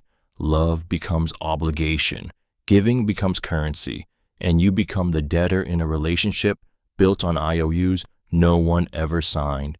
Invisible scorekeeping doesn't just take from you, it traps you. It convinces you that love must be earned, that care is conditional, and that every act of kindness will come back to collect when you least expect it. Controlled access. Controlled access is a form of psychological domination where someone limits what, who, and how much you're allowed to reach. then makes you feel like it's normal. It's not always locked doors or obvious isolation. Often, it's subtle. Your time is slowly monopolized. Your friendships fade because they don't really get you. You stop talking to family because they're toxic. You hesitate to share things because they wouldn't understand us. Bit by bit, the world around you shrinks until their voice is the only one you hear, and you start mistaking that for truth. The manipulation lies in how justified it all seems. They frame it as intimacy. We don't need anyone else. As concern, I just don't trust them with your energy. As loyalty, why are you letting them get between us? What they're really doing is building walls around you, then convincing you they're a home. Controlled access isn't always about people. It's also about information, resources, opportunities. They may forget to tell you something important. Block your access to financial tools. Undermine your confidence in decisions you want to make. They create bottlenecks where everything flows through them so that your dependence becomes inevitable. Over time, this trap begins to feel like safety. You second-guess your need for space. You doubt your right to connect freely. You even feel guilty for craving a voice that isn't theirs. But make no mistake, control dressed as protection is still control. And when someone limits your access to the world, they are not protecting you. They are positioning themselves as the gatekeeper of your life. Social proof. Weaponization. Social proof weaponization is the strategic use of other people's opinions, beliefs, or behaviors to corner you into silence, obedience, or shame. It's when someone doesn't argue with you. They invoke everyone else. Everyone agrees with me. People are talking. You're the only one who sees it that way. Suddenly, it's not just you versus them. It's you versus the invisible crowd. The weight of imagined consensus crushes your confidence, forcing you to question your reality, not because it's wrong, but because it's unpopular. This tactic is chillingly effective because it feeds on a core human fear, being cast out. We are wired to seek belonging, to avoid exile. The manipulator knows this. That's why they never confront you directly. They make you feel outnumbered. They use groupthink like a sword, not to speak truth, but to silence yours. They'll casually mention how others have noticed your flaws, how people are concerned, how your reaction is not normal, all without names, context, or evidence. It's not communication, it's psychological suffocation. You begin to scan every interaction, wondering who's watching, judging, whispering. You feel paranoid, isolated, and unsure if you're imagining things or if people really are turning on you. That's the trap. You no longer fight the manipulator, you fight your own mind. And while you're unraveling in doubt, they remain untouched, hiding behind a phantom chorus of approval. Social proof, when weaponized, doesn't just coerce, it alienates. It creates an emotional battlefield where you feel surrounded, silenced, and alone, cornered by a crowd that may not even exist. And worst of all, it teaches you that truth means nothing if you're the only one who sees it. Niceness as currency. Niceness as currency is a subtle yet insidious manipulation where acts of kindness are not expressions of care, but investments. The smiles, favors, gifts, support, they all come with invisible price tags. The person using this tactic builds a balance sheet in their head, quietly keeping track of every good deed, every compliment, every moment they made you feel seen. And when the time is right, when you say no, push back, or simply fall short of their expectations, they cash it all in. After everything I've done for you, is this how you repay me? This is not generosity. It's a silent contract you never agreed to. What felt like affection is turned into leverage. Every act of niceness becomes a transaction, and every moment of resistance becomes a betrayal. You start to feel trapped, not by cruelty, but by kindness. You become afraid to disappoint someone who's been so good to you. And so, you comply, you appease, you sacrifice. The emotional damage runs deep because it blurs the line between love and obligation. You begin to question your own boundaries. You feel selfish for asserting yourself. You say yes when you mean no, not because you want to, but because you owe it. And with every favor you didn't ask for, the emotional debt grows. Niceness as currency teaches you that love must be earned, that freedom is ungrateful, and that saying no is betrayal. But real kindness doesn't demand a return. It doesn't trap you with guilt or buy your silence. When niceness becomes a tool of control, it stops being kind at all. It becomes a cage made of flowers. Vagueness loops. Vagueness loops are a disorienting form of psychological control where clarity is deliberately avoided and confusion is sustained through circular, evasive language. The manipulator never gives a straight answer. You ask a question. They respond with something abstract, cryptic, or metaphorical. You ask again. They pivot, deflect, or say, "It's not that simple." They speak in riddles, in ambiguity, in double meanings that leave you stuck in a constant loop of trying to decode what they really meant. It's like chasing fog with your hands. This tactic isn't a lack of communication, it's a refusal of it. They keep things vague so you never have the information or certainty needed to stand your ground. The vagueness becomes a shield, a weapon, a trap. You can't hold them accountable for what they never clearly said. You can't challenge a boundary that was never truly defined. And if you try, they spin it around. "You're putting words in my mouth," or "You're reading too much into it." The emotional toll is devastating. You begin to question your ability to understand, to interpret, to respond. You doubt your own intelligence. You obsess over conversations, dissecting every word, every pause, every glance, looking for clues in a maze they designed to have no exit. And when you ask for clarity, you're told you're being too intense, too controlling, or not going with the flow. Vagueness loops are not indecision. They are domination through confusion. The goal isn't to avoid conflict. The goal is to avoid accountability. And while you're busy trying to make sense of nonsense, they stay one step ahead, comfortably hidden in the shadows of the words they never fully spoke. Spiritual gaslighting. Spiritual gaslighting is the manipulation of your inner world using the language of higher wisdom. It's when someone dismisses your pain, boundaries, or instincts by cloaking control in spiritual terms. They'll tell you that your anger is low vibration, that your sadness means you're not aligned, that your discomfort is ego, and that your resistance is a sign you're not healed yet. It sounds enlightened, but it's weaponized awakening, and instead of bringing you closer to yourself, it pushes you deeper into silence, shame, and self-doubt. At first, it feels like guidance. They quote scripture, speak in soft tones, talk about energy, karma, or divine timing. They sound calm, wise, certain, but when you question their behavior or express hurt, the spiritual mass slip into judgment. You're projecting. You need to do shadow work. This is just your lesson. Suddenly, your truth is invalid. Your boundaries are seen as blockages, and their mistreatment is framed as your opportunity to grow. Spiritual gaslighting hurts because it turns your own healing against you. It makes you doubt your emotional intelligence. You begin to see your natural reactions as flaws. You overanalyze your every feeling, wondering if you're evolved enough to deserve respect. You hesitate to speak up, not because you found peace, but because you've been taught that conflict is spiritually immature. This tactic doesn't liberate. It controls. It doesn't soothe. It silences. It dresses manipulation in sacred language, so that by the time you realize you're being harmed, you're too ashamed to even admit you're in pain.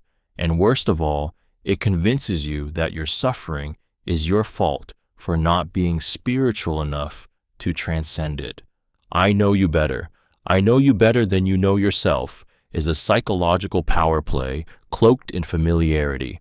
It sounds intimate, maybe even flattering, but beneath the surface, it's a form of identity theft. It's the slow unraveling of your right to define your own thoughts, emotions, and needs. When someone constantly claims to know you, They're not connecting with you, they're overriding you. Your confusion is invalidated, your hesitation is dismissed, your boundaries are met with smirks because they know the real you, even when you don't. This trap cuts deep because it's hard to argue with someone who seems to see you so clearly. They anticipate your reactions, finish your sentences, tell others what you really meant. At first, it might feel like closeness, but soon you start to feel suffocated. Your voice is replaced by their assumptions. Your growth is blocked by their certainty. Every time you try to assert a new truth about yourself, they remind you of the old you they've decided is permanent. The emotional impact is subtle but corrosive. You begin to second-guess yourself. You hesitate to share new feelings because they'll be twisted into old narratives. You stay small to avoid the exhausting task of correcting the version of you they've created. And when you do speak up, they laugh, minimize, or accuse you of pretending, because in their world, your identity is their property. I know you better is not love, it's possession. It's the erasure of your right to evolve, redefine, or rediscover yourself. And the longer it goes unchecked, the more you disappear beneath the story they keep telling about you instead of ever listening to you. Unverifiable stories. Unverifiable stories are manipulative narratives designed to gain sympathy, justify behavior, or win trust, without any way for you to confirm if they're real. These tales often come wrapped in vulnerability, tragic childhoods, dramatic betrayals, mysterious traumas, incredible accomplishments. They are told in just enough detail to stir your emotions, but remain vague or private enough to escape scrutiny. The goal isn't truth, it's control through credibility. The story becomes a shield, a distraction, or a hook, and by the time you realize it can't be proven, you've already built an emotional bond around a lie you can't disprove. This tactic is especially powerful when used at the beginning of a relationship. It creates instant intimacy. You're pulled into their world. You feel special, chosen, trusted. They open up quickly, and you feel obligated to match that energy. But these stories are carefully curated. They're designed to make you excuse red flags, lower your guard, and become the understanding one. And if you ever question the story, you're met with indignation or guilt. How dare you not believe me? I knew I shouldn't have opened up. You're just like everyone else. You're made to feel cruel for even wondering. Over time, unverifiable stories become emotional landmines. They're referenced to avoid accountability, to gain leverage, to paint themselves as the victim no matter the situation. And because there's no way to confirm them, you stay quiet, you accept, you carry the weight of someone else's unprovable world, all while wondering if your trust has become the very tool used to betray you. After all I've done for you is a guilt-drenched weapon disguised as gratitude. It's the manipulator's way of turning their past acts of love, help, or sacrifice into a debt you'll never finish paying off. What once looked like generosity now hangs over your head like a ledger. Every favor, every moment of support, every kindness, they weren't given freely. They were emotional investments, and now the collector has come calling. This phrase doesn't just sting, it paralyzes. It reframes your voice, your needs, your no's as betrayal. If you disagree, if you set a boundary, if you grow beyond their expectations, they invoke the past like a curse. How dare you after everything I did? The message is clear. You don't get to choose differently. You owe them your silence, your loyalty, yourself. The cruelty is in how it rewrites history. What may have once been love now feels like leverage. You're no longer allowed to feel hurt or assert your needs because the scales will always be tipped against you. Even if you never asked for their sacrifices, even if you gave just as much, they made a martyr of themselves, and now you are cast as the ungrateful villain. Over time, this trap erodes your ability to claim space. You feel selfish for needing anything more. You feel cruel for speaking truths that might disrespect what they gave you. And slowly, You stop asking. You stop questioning. You shrink, hoping that one day, maybe, your debt will be forgiven. But it won't, because after all I've done was never about love. It was about control, with a receipt stapled to your soul. Future faking. Future faking is the manipulative promise of a beautiful tomorrow that is never meant to arrive. It's when someone paints vivid pictures of the future, your dream life together, the career they'll help you build, the apology tour they'll start soon, but only to control your present. These promises aren't made with intention, they're made with strategy, to keep you loyal, to keep you patient, to keep you stuck. They know exactly what you long to hear, and they give it to you like candy, sweet, addictive, and empty. At first, it feels magical. They talk about marriage, healing, travel, babies, breakthroughs. You feel seen, hopeful, chosen, but time passes and nothing changes. The big gesture never comes, the commitment never lands, the work they swore they'd do never begins. And every time you bring it up, they have a reason, a delay, a new version of the same promise, just pushed a little farther down the line. Next month, after the stress dies down, when I'm ready, you wait, you believe, you give more of yourself to the vision than to the reality. The manipulation lies in how they weaponize your hope. They use your dreams like leashes, pulling you forward one promise at a time, and the longer you stay, the more invested you become in a version of them that doesn't actually exist.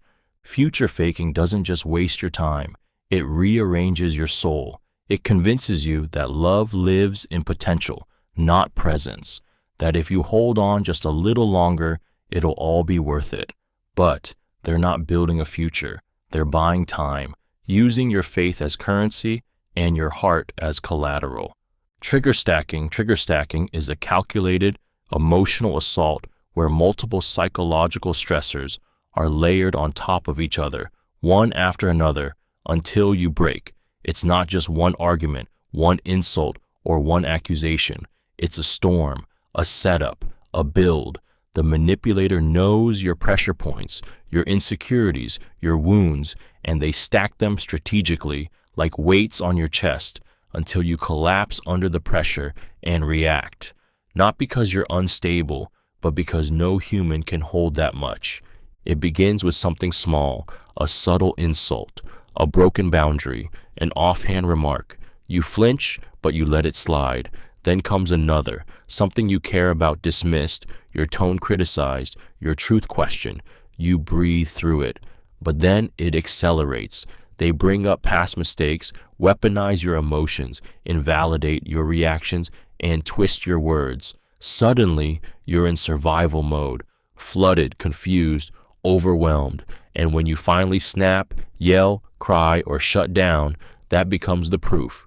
See, this is exactly what I'm talking about. The damage of trigger stacking is brutal because it not only breaks you in the moment, it's used to frame you afterward. They provoke the explosion, then stand back, calm and composed, as if you're the unstable one. You're left ashamed of your reaction, doubting your strength, apologizing for a collapse they built.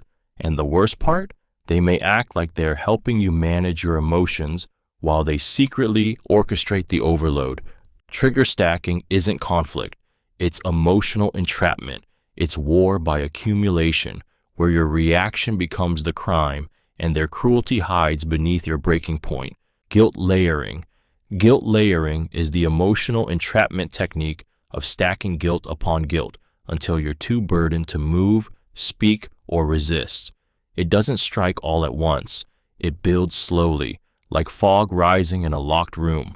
First, you're guilted for the obvious things, forgetting something, making a mistake, disappointing them. But then it spreads. You're guilted for how you said it, for how you made them feel, for not knowing what they never told you, for having needs, for being too much and also not enough, all at the same time. This tactic is psychological quicksand. Each layer is subtle enough to justify, but together they sink you. They say you're free, but every step you take feels like betrayal. The manipulator always finds new ways to make your very existence feel like a burden. They'll sigh when you ask for help, go silent when you need attention, offer reminders of all they've sacrificed, and when you finally try to push back, they lean in with crushing precision. I just don't understand why you're doing this after everything I've done for you. You begin to self-censor. You apologize too much. You anticipate their needs at the cost of your own, because guilt has become your leash, and you've learned to wear it like armor. Guilt layering doesn't correct behavior. It rewires identity. It teaches you that being loved means being guilty, that saying no means you're cruel, that your boundaries are betrayals, and the longer it goes on, the more you forget what it felt like to exist without apology, to simply breathe without feeling like you owe someone for it. Reality splitting. Reality splitting is a psychological control tactic that forces you to choose between their version of reality and your own, until the choice becomes survival. It's not just lying, it's domination through disorientation. The manipulator insists that their memories are accurate, their feelings are objective truth, their perception is the only valid lens. Yours? Twisted, overreactive, wrong. And if you push back, they don't argue the facts. They argue your sanity. They say you're imagining things, misremembering, making it all up. What makes reality splitting so dangerous is how slowly it infects your mind. At first, the contradictions seem innocent. That's not what happened. You're remembering it wrong. I never said that. But the more you insist, the harder they dig in, until you're faced with a painful choice. Believe them and erase yourself, or believe yourself and risk abandonment, ridicule, or rage. The emotional devastation is profound. You begin to doubt your own eyes, your own voice, your own mind. You start checking in constantly. Did that really happen? Am I being too sensitive? Maybe they're right. And that doubt grows roots, hollowing you out from the inside. Because the scariest part of being controlled isn't when someone takes your voice. It's when you willingly hand it over because you no longer trust it. Over time, reality splitting isolates you not just from others, but from yourself. You become a version of you that's easier to manage, quieter, unsure, dependent, and the manipulator becomes the authority on everything, including who you are, not through brute force, but by slowly replacing your truth with theirs, until yours no longer feels real at all. Overexplaining is a mental trap disguised as responsibility, where you feel compelled to justify every feeling, decision, or boundary in exhausting detail just to be taken seriously. It's not a habit, it's a survival response, one carved into your psyche by manipulation, guilt, or chronic dismissal. Somewhere along the line, someone taught you that your no isn't enough, that your truth isn't valid unless it's defended like a courtroom case. And now, every time you assert yourself, you brace for interrogation, so you try to beat it to the punch with explanations. But the more you explain, the less power you hold. You think you're clarifying, when in reality, you're negotiating your worth. The manipulator doesn't actually care about your reasons. They're just waiting for an opening to dismantle them. That's not what you said last time. That doesn't make sense. You're being inconsistent, so you explain again and again until you're tangled in your own words, doubting your own logic, apologizing for existing in a way that made someone else uncomfortable. Over-explaining becomes a form of self-erasure. You're so busy justifying why you feel something that you forget you're allowed to feel it. You shrink your emotions down to digestible pieces. You twist your truth to seem palatable. You overthink every word before it leaves your mouth, not to communicate, but to defend. The cruelty of this trap is that it convinces you that your voice must be earned through performance, that if someone doesn't understand you, it must be because you didn't explain well enough. But sometimes the truth doesn't need explanation. It just needs space and permission to exist without begging for approval. Control by chaos. Control by chaos is the ruthless tactic of manufacturing instability, emotional, mental, logistical, so you're too overwhelmed to think clearly, let alone resist. The manipulator doesn't need to dominate through direct orders. They keep you in a whirlwind of unpredictability where you're always reacting, never planning, never resting. It's confusion as control, turmoil as a leash. They break routines, change plans without warning, switch moods with no explanation, contradict themselves in the same breath until you can no longer find solid ground beneath you. At first, it might seem like poor communication or emotional immaturity, but the pattern becomes impossible to ignore. Just when things feel calm, they start an argument. Just when you feel safe, they withdraw. They leave questions half answered, promises half kept, responsibilities half met, then blame you for the fallout. And while you're scrambling to make sense of the chaos, they remain eerily calm, in control, because they created the storm and built the shelter. This tactic works by keeping your nervous system flooded.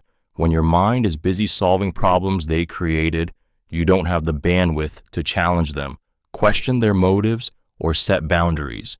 You're too exhausted to leave, too destabilized to demand more. The chaos becomes the cage. Over time, you begin to normalize the disorder.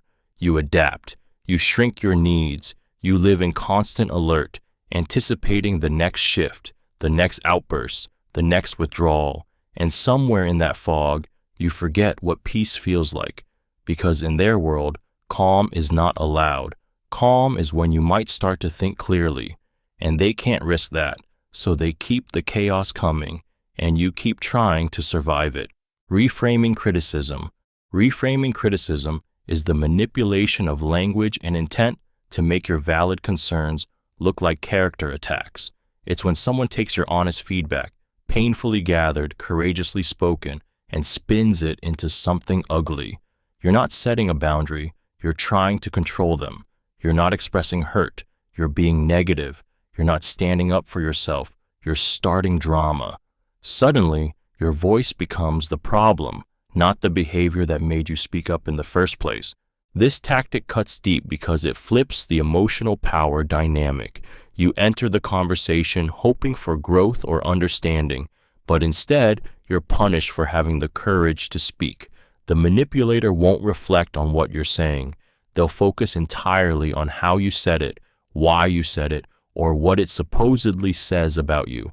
They shift the spotlight from their actions to your intentions, painting you as unreasonable, oversensitive, aggressive, or unstable. And if they're skilled, they'll even make it sound like wisdom. You should work on how you communicate. You always focus on the negative. This isn't healthy energy. You leave the conversation feeling ashamed, not heard, silenced, not resolved. You begin to fear speaking up, not because what you're saying is wrong, but because you're tired of being rebranded as the villain for having the nerve to feel something.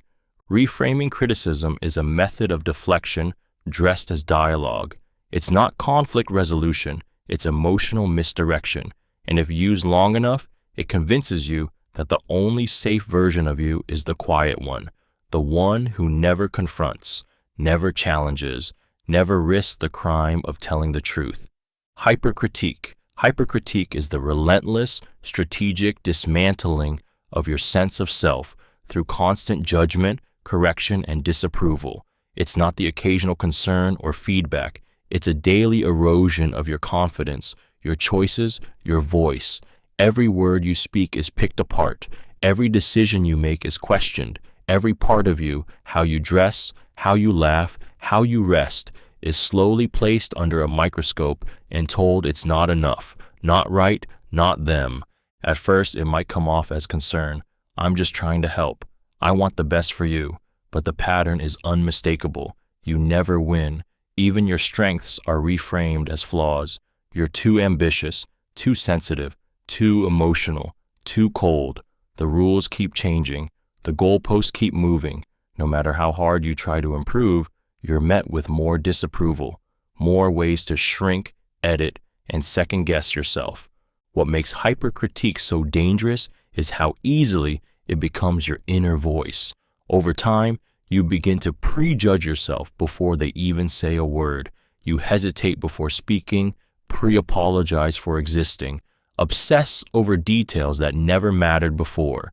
Their criticism becomes the air you breathe, and their silence, when it comes, becomes even worse, because when they finally stop picking you apart, you panic. Have you failed entirely? Are you beyond fixing?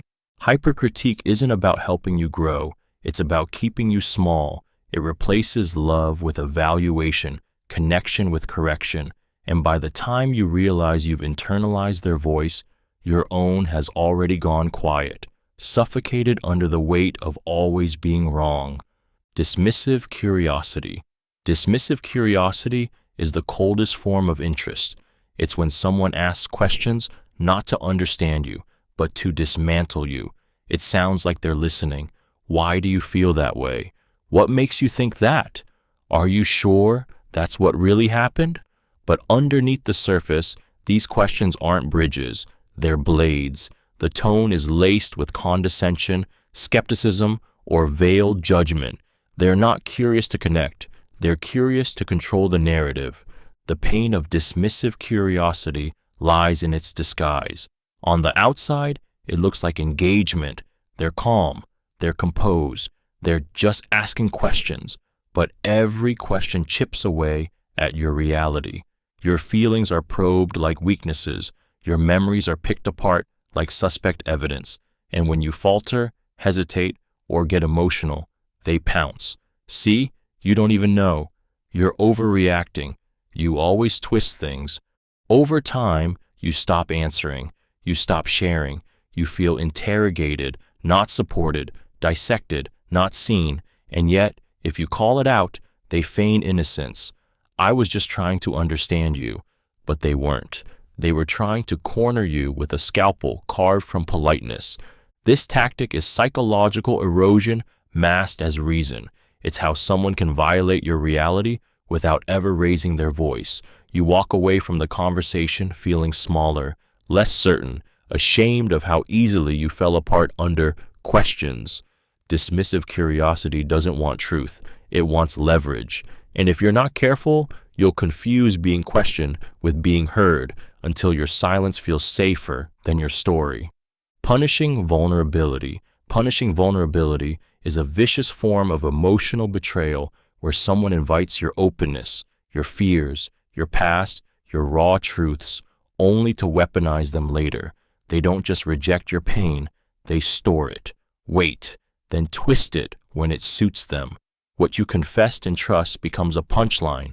What you revealed in shame becomes ammunition, and the wounds you thought were safe in their hands are suddenly used to wound you all over again.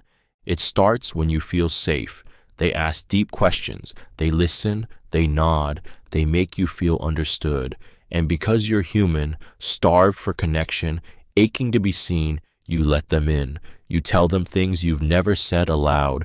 You offer them the most fragile parts of you. For a moment, it feels like intimacy, but then something shifts. An argument comes, tension rises, and out it comes. This is just like that thing you told me about your mom, or no wonder your ex left, or worse, they tell someone else. The impact is soul-shattering. You begin to associate honesty with danger. You shut down, not because you don't want to connect, but because now you fear what closeness costs. The more you reveal, the more you risk being hurt. And so you armor up, smile through the pain, say you're fine, fake surface-level calm while bleeding underneath. Punishing vulnerability doesn't just destroy trust, it rewires your emotional blueprint. It teaches you that love is surveillance, that openness is foolish, that silence is safer than being known, and it leaves you carrying a truth no one should ever have to believe, that your humanity is a liability. Covert conditioning. Covert conditioning is manipulation disguised as reward and punishment, so subtle, so consistent, that you don't even realize you're being trained. You're not given commands, you're shaped, bit by bit, through micro reactions, a smile when you stay quiet, a sigh when you challenge them, affection when you agree, coldness when you express hurt. You start to notice the patterns, even if they're never spoken aloud, and slowly you begin adjusting, not to your own values, but to theirs. This isn't about control through force. It's control through consequence. No one says, "You're not allowed to feel that." Instead, they respond with distance, disappointment, silence. And because humans are wired to avoid rejection, you learn quickly which parts of you are safe to show. You smile more, even when you're hurting. You drop topics that make them uncomfortable. You become easier, more palatable, without ever being asked. The genius of covert conditioning is that it makes obedience feel like your own idea. You don't feel forced, you feel trained. And over time, you mistake the absence of conflict for peace. You confuse your fear of disappointing them with love. You no longer know where your choices end and their preferences begin. And the punishment? It's never loud. It's a look, a delay in reply, a withdrawal of warmth. But it lands like a blow, because when affection becomes currency, every silence feels like starvation. Covert conditioning rewires you to perform safety at the cost of self, until the version of you they approve of is the only one left standing, and the real you slowly disappears in the name of harmony. False generosity. False generosity is the seductive manipulation of giving with strings attached, kindness that isn't rooted in care, but in quiet control. It looks like help, it feels like love, but underneath every gesture is a contract you never signed.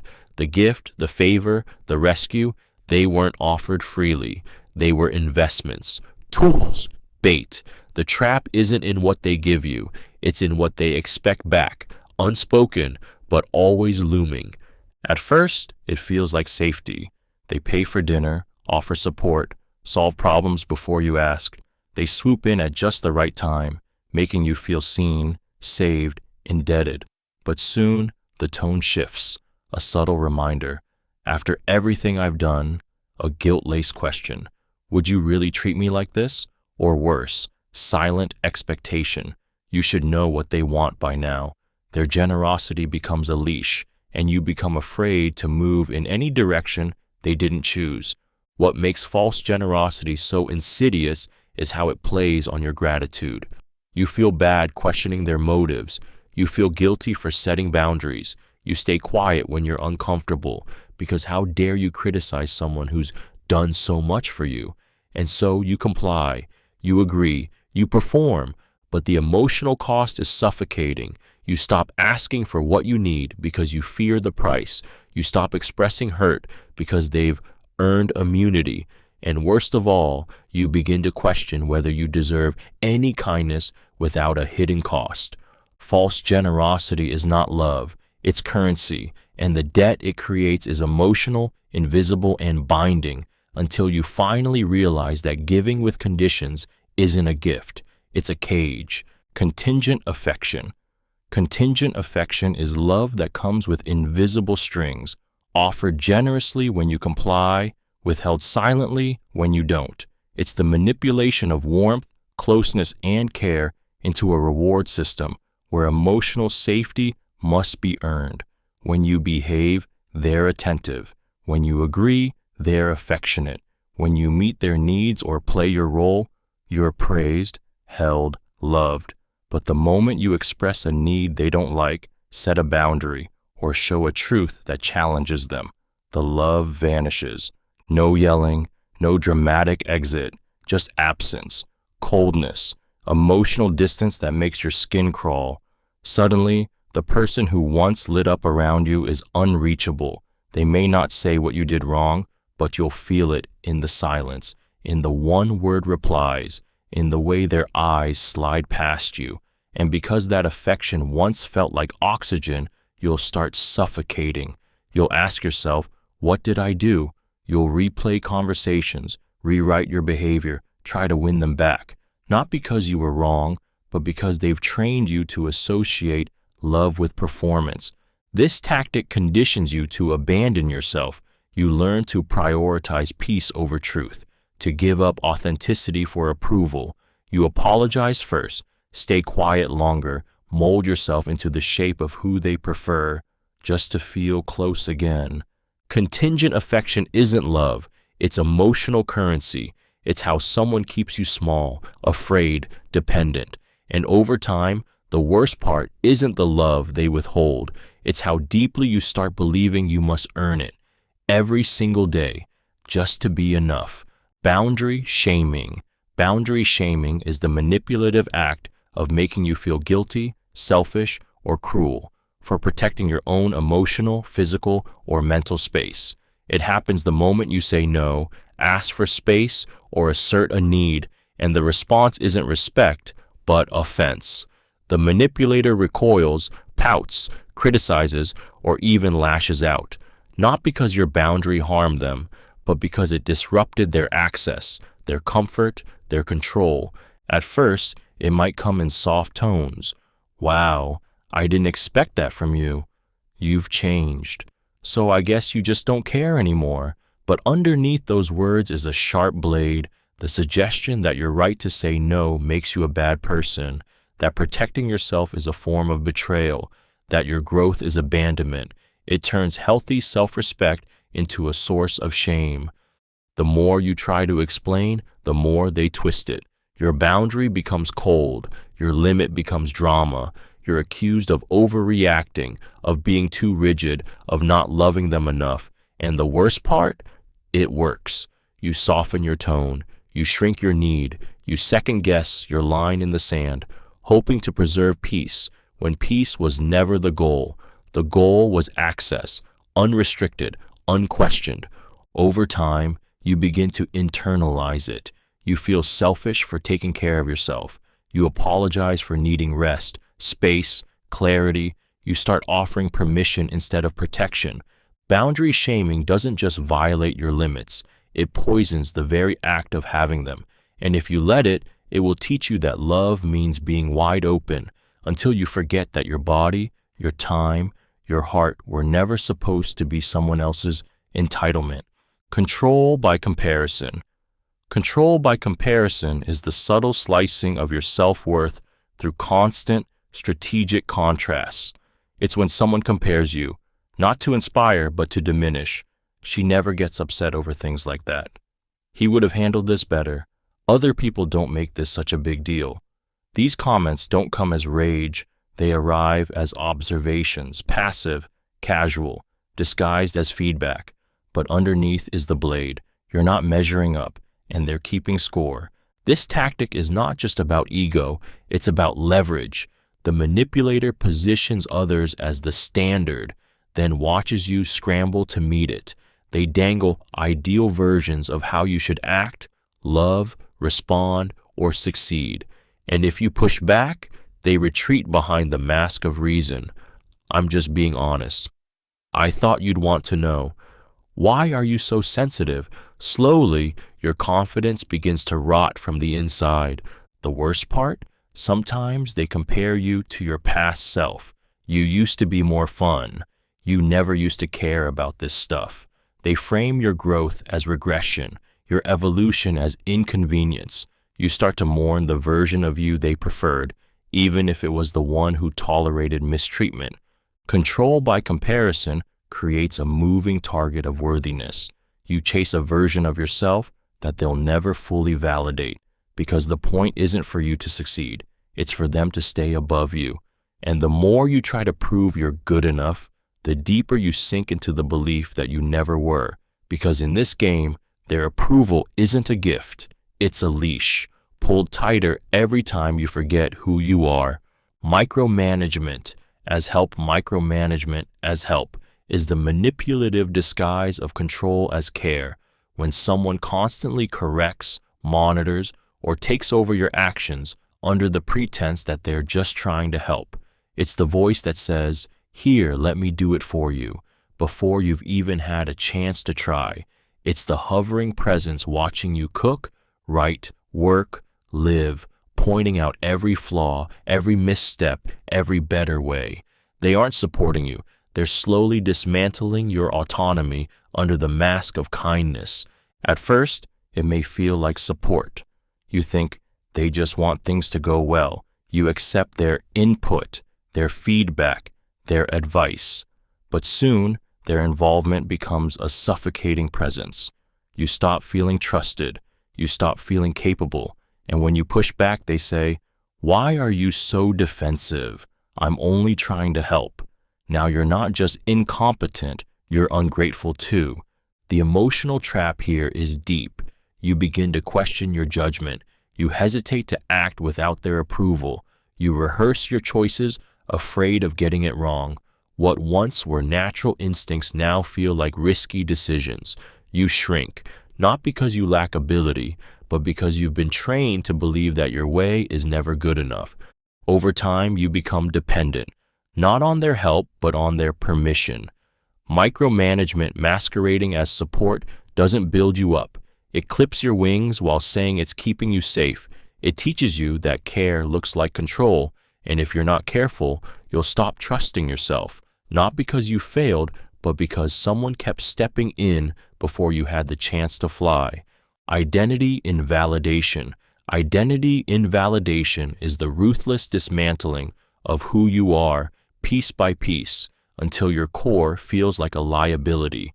It's the manipulation of selfhood, where your values, beliefs, emotions, culture, personality, gender, neurotype, or life experiences are dismissed, mocked, or corrected until you begin to question whether you're even allowed to be yourself. It's not always direct. Sometimes it's sarcasm. Sometimes it's silence. Sometimes it's masked as concern. Are you sure that's who you really are? You're just doing this for attention.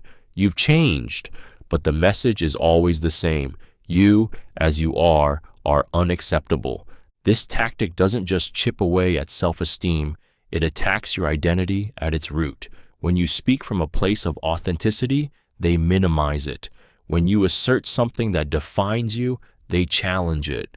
When you finally stand firm in your truth, they frame it as a phase, a rebellion, a dysfunction, or a reaction to trauma.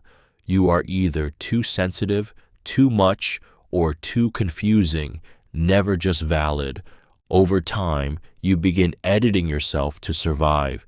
You hide aspects of your identity to avoid conflict. You soften your words, you play smaller, you pretend to agree, and in doing so, you slowly grieve the loss of your unfiltered self, not because you wanted to let go of it, but because someone made it unsafe to hold on to. Identity invalidation is not disagreement, it's erasure, and when done consistently, it leaves you with a haunting silence inside, wondering if the person you fought so hard to become was ever real, or just another thing you imagine that no one else will ever accept. Compliance framing. Compliance framing is the subtle manipulation of language and morality to make obedience seem like virtue, and resistance seem like betrayal. It's not just about getting you to agree. It's about making you feel good when you say yes and guilty when you say no. The manipulator builds a framework where compliance becomes synonymous with love, loyalty, maturity, or peace. And suddenly, every time you assert yourself, it feels like you're hurting someone. Every time you push back, it feels like you're doing something wrong. It starts with carefully crafted phrases. If you really cared, you'd understand. This is what healthy relationships look like. Why are you making this so difficult? These aren't conversations. They're traps, preloaded with judgment. If you go along, you're cooperative, compassionate, a good partner, friend, child. If you resist, you're combative, cold, disappointing. Your choices aren't just choices anymore. They're character tests, and the only way to pass is to surrender. The emotional impact is deeply confusing. You may agree to things that don't feel right. You may silence your discomfort to preserve connection. You may even convince yourself that giving in is growth. But inside, something aches because your consent wasn't fully free, it was coerced by implication. Over time, compliance framing rewires your instincts. You stop trusting your inner no. You learn to measure your worth by how agreeable you are, and you begin to view boundaries not as signs of strength, but as failures of compassion. But real love doesn't ask you to shrink in the name of peace. It doesn't moralize obedience. When someone needs you to feel bad to get their way, they're not asking for love. They're asking for control, wrapped in virtue. Toxic nostalgia. Toxic nostalgia is the emotional trap of glorifying the past to guilt you into staying in a broken present. It's the selective, weaponized remembrance of better times used not to heal, but to halt your growth. Remember how happy we used to be? Things weren't always this bad. We've come so far. Don't throw it away now. These words are dressed in sentimentality, but they serve a darker purpose: to rewrite history, erase harm, and chain you to a version of the past that never really existed. The manipulation begins when you start to question the relationship, your role, the pattern. Suddenly, they flood you with memories, the first date, the inside jokes, the milestones. You're reminded of your laughter, your love, your promises, and for a moment, you soften, you doubt yourself, you wonder if you've made things worse. But that's the trap. They're not remembering with you. They're remembering at you, using nostalgia not to connect, but to silence. What makes toxic nostalgia so effective is that it's built from fragments of truth. Yes, there were good moments, but those moments are held like a shield to deflect your pain, your needs, your desire to change. Don't you miss how things were? Becomes code for stop asking for more. Over time, this tactic distorts your inner compass. You start measuring your suffering against your memories instead of your worth. You settle because you once smiled. You stay because you once hoped. You forget that the past, no matter how golden, should never be used to justify a present that's bleeding you dry. Toxic nostalgia doesn't pull you backward out of love. It pulls you under, so you never find your way forward. Reverse psychology traps. Reverse psychology traps are a manipulator's sleight of hand, using the illusion of giving you freedom to steer you exactly where they want you to go. It's the subtle art of acting like they don't care what you choose, while crafting their words, tone, and behavior to provoke the very outcome they desire. Do whatever you want. It's your life. I wouldn't expect you to understand. These statements seem detached, even passive, but they're weapons designed to trigger your need for approval, challenge, or validation. At first, it doesn't feel like manipulation. It feels like autonomy. They're not telling you what to do. They're backing off. They're leaving it up to you. But underneath the surface, you feel the pressure. Their indifference stings. Their distance activates your anxiety. You begin questioning your instincts, not because you disagree with them, but because you're being emotionally dared to prove something. The trap works because it hijacks your pride. You don't want to be misunderstood. You don't want to feel rejected. So you bend. You try to prove them wrong. You change your choice, not because it's right for you, but because you're reacting to the silent challenge they've planted. And when you do exactly what they wanted all along, they win without ever giving a direct command. The emotional fallout is subtle but corrosive. You feel manipulated, but can't quite point to where. You feel pushed, but it looks like they were just letting you decide. Reverse psychology, traps don't steal your voice. They bait it. And while you're busy trying to reclaim your independence, you don't even realize the decision was never really yours. It was theirs all along. Perpetual victimhood. Perpetual victimhood is the psychological stronghold where someone positions themselves as the constant sufferer, no matter the situation, even when they're the one causing harm. It's not about genuine pain. It's about power through powerlessness. Every conflict becomes a wound inflicted on them. Every boundary you set becomes an attack. Every accountability conversation gets twisted into a sob story about how they were misunderstood, abandoned, or mistreated. They rewrite every chapter with themselves at the center of the hurt until you're the villain in your own experience. At first, it can seem like vulnerability. They open up about their trauma, their past, their heartbreaks. You empathize, you care, you protect.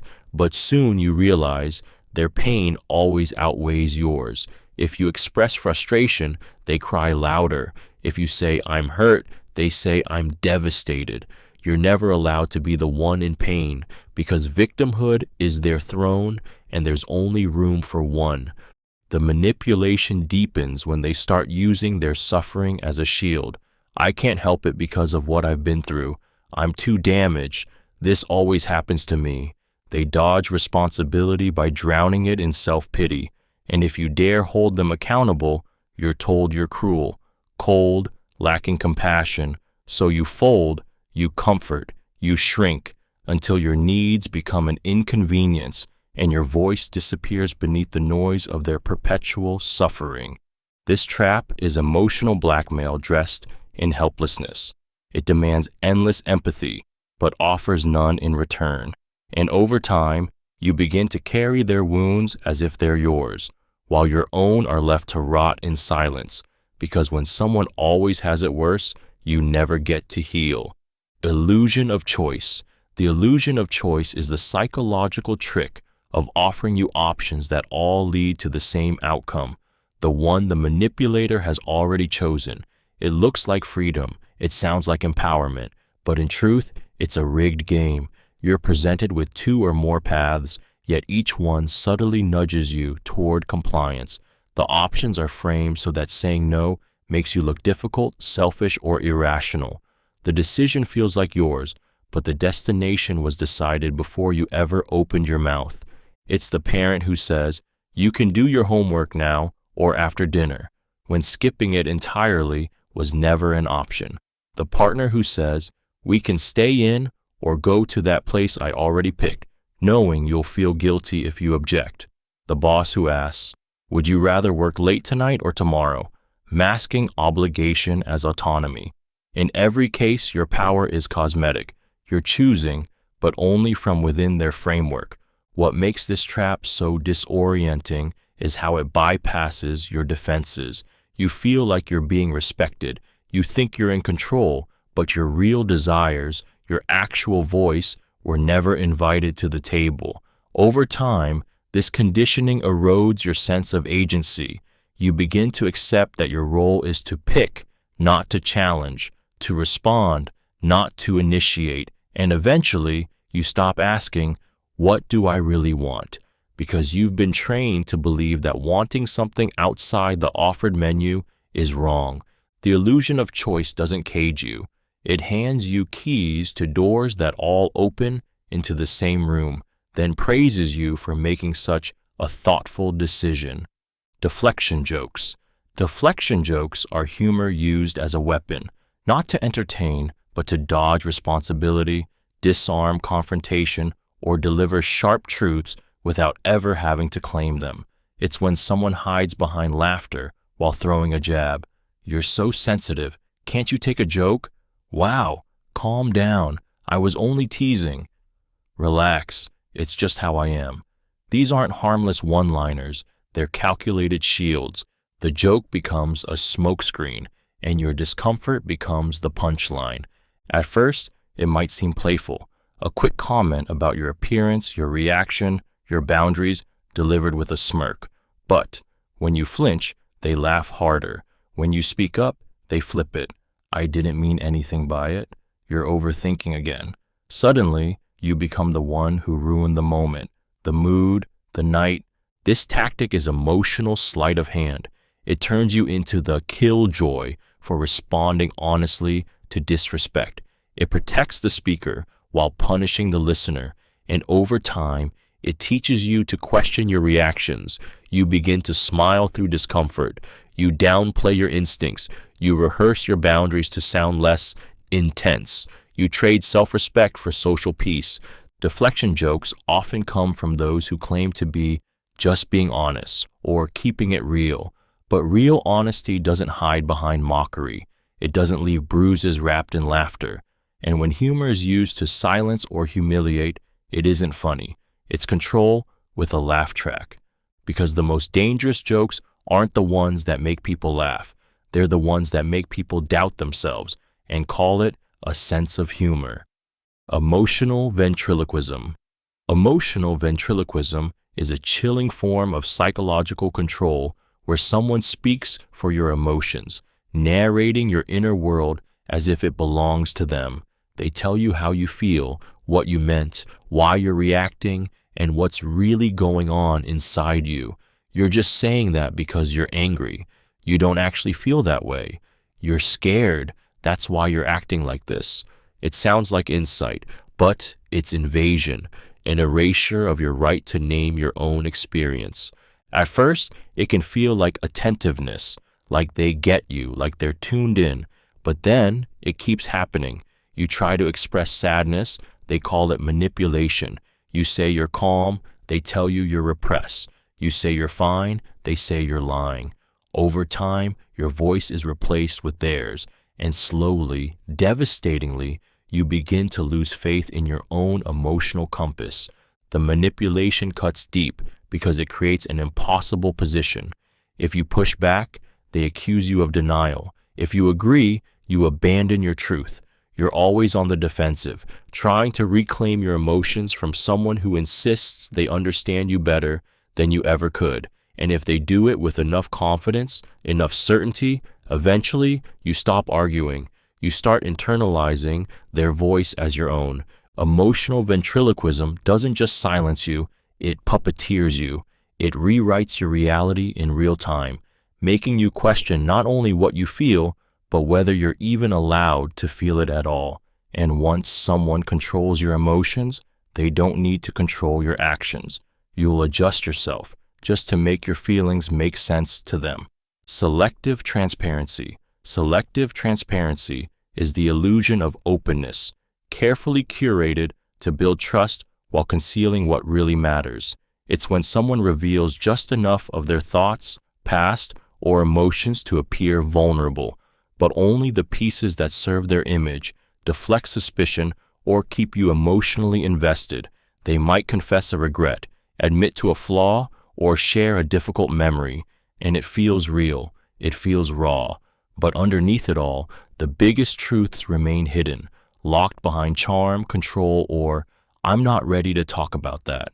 This tactic is dangerously effective because it feels like intimacy. They seem honest, self-aware, even courageous. You lower your guard, convinced that anyone who opens up like that must have nothing to hide. But selective transparency is not about truth. It's about management. It's a performance of vulnerability designed to make you trust more while learning less. And when you begin to sense the gaps, when things don't add up, when timelines feel off, when details are too convenient, you're made to feel guilty for questioning it. I've already told you so much. You think I'm lying now? You start to doubt your gut, to fill in the blanks with compassion, to mistake partial honesty for the whole truth. Over time, this creates a warped sense of connection. You feel close, but you're in the dark. You feel bonded, but you're alone in what you've revealed. And they always seem just vulnerable enough to keep you hoping, but never accountable enough to let you truly know them. Selective transparency isn't honesty. It's a disguise, one that hides manipulation behind carefully chosen truths and keeps the real power in the hands of the one who shares just enough to keep you from walking away. Phantom rules are invisible standards you're expected to follow, rules that were never clearly stated, never agreed upon, and always enforced retroactively. You don't know they exist until you break them, and when you do, you're punished with guilt, blame, or silent withdrawal. The manipulator acts like the rules were obvious. I shouldn't have to explain this. Anyone with common sense would know. You should have known better, but you didn't because they never told you, and that's exactly the point. This tactic thrives on ambiguity. There's no way to prepare, no way to win, no way to navigate safely, because the expectations shift depending on their mood, their needs, or their desire for control. Today, you're expected to check in constantly. Tomorrow, you're clingy. 1 week silence is fine, the next it's emotional neglect. These phantom rules keep you in a state of hypervigilance, constantly scanning for signs that you've misstepped, even when you've done nothing wrong. The emotional damage is paralyzing. You feel anxious, ashamed, and perpetually unsure of yourself. You apologize for things you didn't know were wrong. You replay conversations, searching for the mistake, and worst of all, you stop trusting your own intentions because you're always being measured by a rule book you're not allowed to read. Phantom rules aren't about boundaries. They're about power through confusion. They strip you of stability, autonomy, and dignity by making you feel like a perpetual failure, when the truth is, the only failure was ever believing that the rules were real. They weren't. The only real rule was stay controllable or pay. Quid pro manipulation. Quid pro manipulation is the strategic act of giving with silent strings attached, where kindness, help, or generosity is offered not from love, but as a setup. The unspoken rule is clear. I did this for you, so now you owe me. But the debt isn't discussed until you try to say no, until you have a boundary, until you want to do something on your own terms. That's when the price tag is revealed. And by then, it's too late. This isn't mutual support. It's transactional control. They may buy you gifts, offer emotional support, help you through a hard time. You thank them, you trust them, you feel safe. But soon, those selfless acts are recited back like a list. After everything I've done for you, I was there when no one else was. Is this how you repay me? What felt like connection becomes obligation. What looked like care was an invoice in disguise. The manipulation is insidious because you're left feeling guilty for wanting independence. You wonder if you are ungrateful, if you do owe them something. And that's the trap. They gave not to give, but to own, to hold leverage over you, to ensure your compliance without ever having to raise their voice. Over time, you stop asking for help. You stop accepting kindness, because now everything good comes with a weight attached. A favor you didn't know was being counted, a tally you never agreed to, and slowly you begin to give more than you want, more than you can, just to keep the peace, because love, to them, was never free. It was a contract you signed without knowing. Control through crisis is a manipulation tactic where chaos isn't avoided. It's created, amplified, or exploited to tighten the reins on your life. The manipulator stirs emotional emergencies, stokes drama, or escalates minor issues into full-blown catastrophes, then swoops in as the only one who can handle it. They become the rescuer, the fixer, the calm in the storm they started. And before you even realize what's happening, you're relying on them for stability they only offer when you're on your knees. At first, the crisis seems real, a meltdown, a fight, a personal disaster. You rush to fix things, comfort them, contain the explosion. But then it happens again, and somehow they're always at the center. They're always the victim, the martyr, the one who's just going through so much. Your own needs fall to the side. You become a caretaker, a problem solver, a guilt-ridden shell, because there's no room for your pain when theirs is always louder. This tactic works because it disorients you. It keeps you too emotionally drained, too busy, too reactive to question patterns. You adapt, you manage, you sacrifice, and they remain indispensable, not because they're truly strong, but because you've been broken into needing them. You stop making decisions without their input. You stop imagining a future without their guidance. The crisis becomes your reality, and they become your anchor. But anchors can drown. Control through crisis doesn't protect you. It destabilizes you just enough to make you grateful for the person who's been keeping you in survival mode. Not because they care, but because chaos makes you easier to control, and they never plan on letting the storm end. Presumed intentions. Presumed intentions is the psychological trap where someone claims to know why you did something, assigning motives, meaning, and malice to your actions, even when none existed. It's not just you did this, it's you did this because you wanted to hurt me. You said that to make me feel small. You always act this way when you're trying to manipulate me. They don't ask, they don't clarify, they declare. And suddenly, your truth no longer matters because they've already decided who you are and what you meant. This tactic is profoundly destabilizing. You start questioning not only your choices, but your very character. You think, did I say that wrong? Did I subconsciously want to upset them? Am I really that cruel? You try to defend yourself, but it only fuels their case. See, you're being defensive. That proves it. No matter what you say, the verdict has already been written. Presumed intentions shut down dialogue. They replace curiosity with accusation. And worst of all, they rob you of your own narrative. It doesn't matter what your intent was, only how they framed it. And because intent is invisible, they always win. They become the authority on your inner world, twisting your every action into evidence of guilt. Over time, you shrink. You edit yourself. You tiptoe through conversations, terrified of being misread. You begin to apologize not for what you did, but for who they say you are. Presumed intentions don't just rewrite your behavior, they rewrite your identity. And if you accept their version long enough, you forget what it felt like to be seen clearly at all. Context collapse.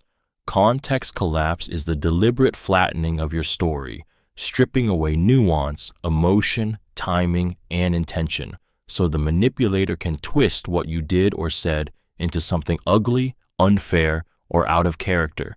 It's when they take one sentence from an argument, one decision from a moment of stress, one reaction from a wound, and present it without the pain, without the buildup, without the pressure that made it make sense. They erase the why so they can weaponize the what. It often starts with retelling. They explain to others what you said, but they leave out that you were triggered, pushed, exhausted. They describe your reaction, but omit that it came after hours, maybe days, of manipulation. Suddenly, you become the aggressor, the overreactor, the unstable one. You're forced to defend a version of yourself that has been ripped out of emotional, relational, and historical context. And no one sees what came before because the manipulator made sure they wouldn't. The damage is brutal because it's not just a lie, it's a reframing. Your truth is still there, but distorted, drained of compassion, and used against you. And when you try to explain, to fill in the missing context, you sound like you're making excuses. You sound like the story you lived is just a justification. They've already painted the frame, and now you're stuck inside it. Context collapse doesn't just hurt your reputation, it gaslights your memory. It makes you doubt the validity of your own story. And over time, it silences you, not because you don't remember, but because you know they'll only ever tell the part that makes you small. Control by virtue. Control by virtue is the weaponization of morality, where someone uses righteousness, ethics, or higher principles not to guide or inspire, but to dominate and shame. They hold themselves as the moral compass, the better person, the voice of wisdom in the room.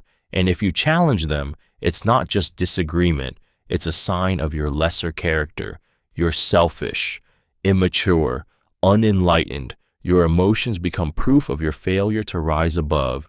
Your boundaries, a lack of compassion. Your truth, a flaw in your integrity. At first, it feels like wisdom. They speak in calm tones. They quote philosophy, spirituality, mental health, or justice, always with authority. But their virtue is conditional, convenient, selectively applied. They bend it to serve their image while you're held to an impossible standard. They preach forgiveness but never offer it, demand empathy but give none when you're the one in pain, expect accountability but flee from it when they're at fault. This tactic is especially cruel because it makes you question not just your behavior, but your goodness. You start to believe that standing up for yourself is immoral, that being angry is a failure of character, that if you were truly evolved, you'd be quieter, softer, more agreeable, and so you fold. You perform virtue just to be worthy of basic respect. Control by virtue doesn't look like abuse. It looks like maturity, enlightenment, grace. But underneath it is a hunger for power disguised as purity. And the longer you're in its orbit, the more you lose your voice, not because you're wrong, but because you're convinced that being right means being quiet, passive, small, holy, and afraid. Strategic apologies are not acts of remorse. They are acts of control. This tactic cloaks manipulation in the soft language of regret, offering words that sound like accountability but are designed to silence, pacify, or redirect. The manipulator says, "I'm sorry," not because they mean it, but because they want to end the conversation, reset the narrative, or regain power. The apology becomes a tool, not of healing, but of erasure. It starts with a well-timed, emotionally charged confession. "I'm so sorry I hurt you." But before you can even process it, they pivot. "But you have to understand where I was coming from. You've hurt me too. Can we just move on now?" The spotlight moves from your pain to their discomfort. You're made to feel like closure has been offered, like you should forgive now. And if you don't, you're cold, you're dragging it out. You're the one holding on to the past. Strategic apologies are often vague. No detail, no depth, no true ownership. They avoid the real impact of their actions and instead focus on the appearance of remorse. They're meant to reset the emotional playing field without doing the actual work of repair. And if you ask for more, if you hold them to the words they just said, they retreat, snap, or say, "I already said I'm sorry. What more do you want?" Over time, these false closures wear you down. You start accepting crumbs of apology as full meals. You stop asking for real repair. You start confusing performance with accountability. And in doing so, you stay locked in a cycle of harm because the apology isn't the end of the pain. It's the reset button that lets it start all over again. Problem inflation. Problem inflation is the manipulative distortion of issues into crises, turning minor disagreements, honest feedback, or everyday mistakes into massive offenses that demand emotional repayment. It's when someone takes a small spark and sets the whole relationship on fire, not because they're hurt, but because escalation gives them control. You forget to reply to a message, and it becomes, "You clearly don't care about me." You set a boundary, and it becomes, "You're abandoning the relationship." You express a need, and suddenly you're attacking them. The problem is never the problem. It's an excuse to take center stage, demand penance, or shut you down. The brilliance of this tactic is how exhausting it becomes. Every conversation feels high stakes. Every word you say is a potential landmine. And so you begin to over-apologize, over-explain, and preemptively avoid conflict, not because you're wrong, but because you're terrified of how big they'll make it. You try to stay small so they won't make everything else feel huge. Problem inflation robs relationships of emotional proportion. There's no space for grace, no room for simple misunderstandings. Everything is a referendum on your character, your loyalty, your worth. And because the reactions are so intense, you start to believe the offense must have been intense. You doubt yourself. You feel ashamed. You walk on eggshells. Over time, you learn to suppress your truth to avoid triggering explosions. You tell yourself it's not worth the drama. You try harder, stay quieter, and take the blame just to keep the peace. But the peace is a performance, because when someone inflates every problem into a catastrophe, the real disaster is what it does to you. Whiplash warmth. Whiplash warmth is the emotional whiplash that comes from someone swinging rapidly between affection and cruelty, confusing your nervous system and keeping you stuck in a constant loop of craving their approval. One moment they're kind, soft, loving, and present. The next they're cold, sharp, distant, or punishing.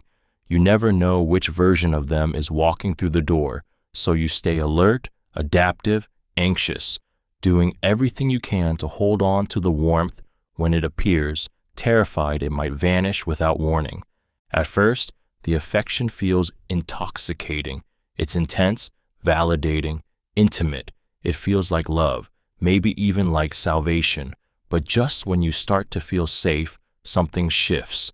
A glance becomes cold. A word cuts deep. A silence lingers too long. You're left reeling, wondering what you did wrong, what changed, how to fix it. And when the warmth returns, just as suddenly, you feel relief so powerful it feels like forgiveness, even though no one ever apologized. This tactic works because it conditions you. Your brain starts associating pain with connection. You begin to chase the high of affection, believing that if you're just good enough, quiet enough, loyal enough, you can earn more of it.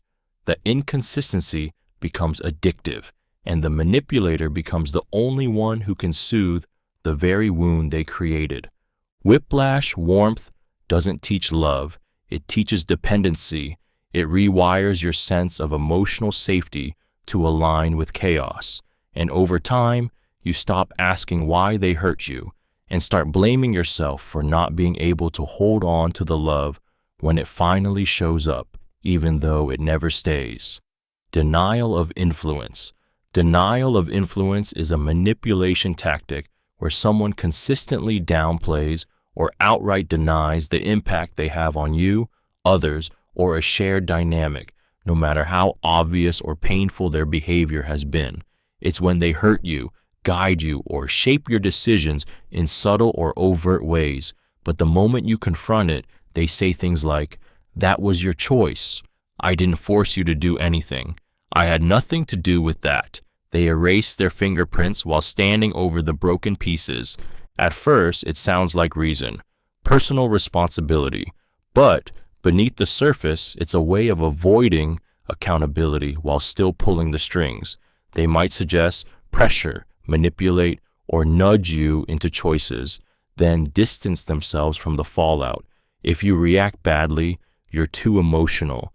If you followed their lead and it hurt you, you should have known better. They gaslight you into believing they're uninvolved in consequences they deliberately helped create.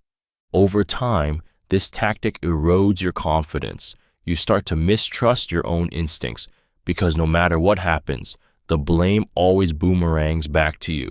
You wonder if you're too sensitive, too weak, too reactive. You start to believe that you're the problem because they've masterfully dodged every trace of their influence. Denial of influence is not just about avoiding blame, it's about keeping power without ever owning it.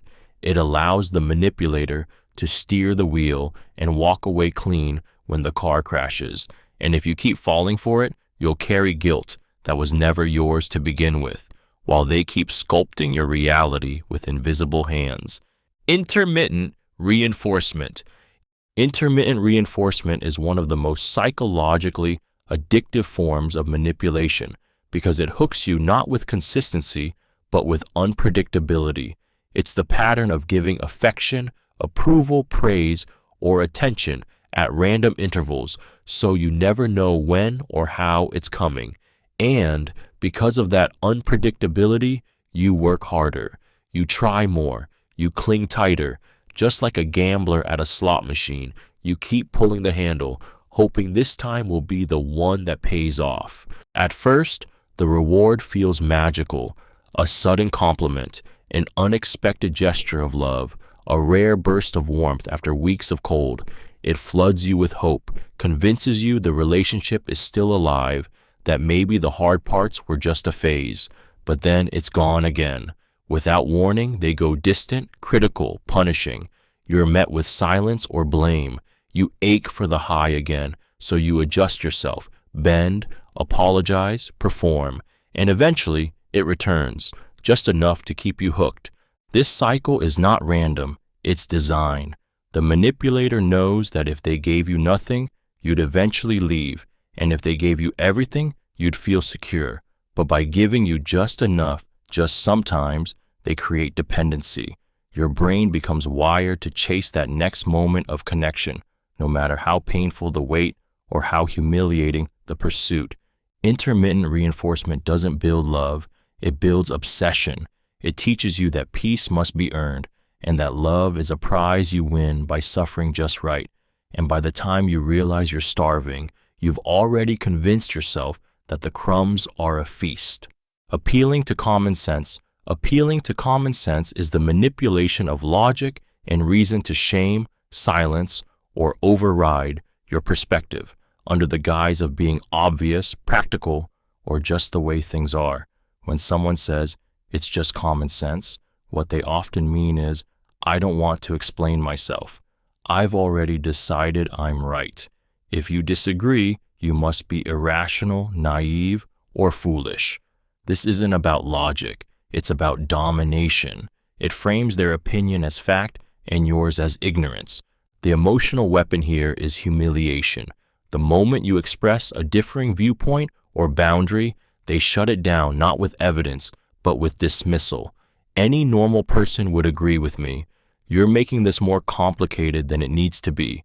It's not rocket science. Suddenly, you're not just defending your feelings, you're defending your intelligence. And that's the trap. You don't want to look stupid, so you retreat, you second guess, you fold.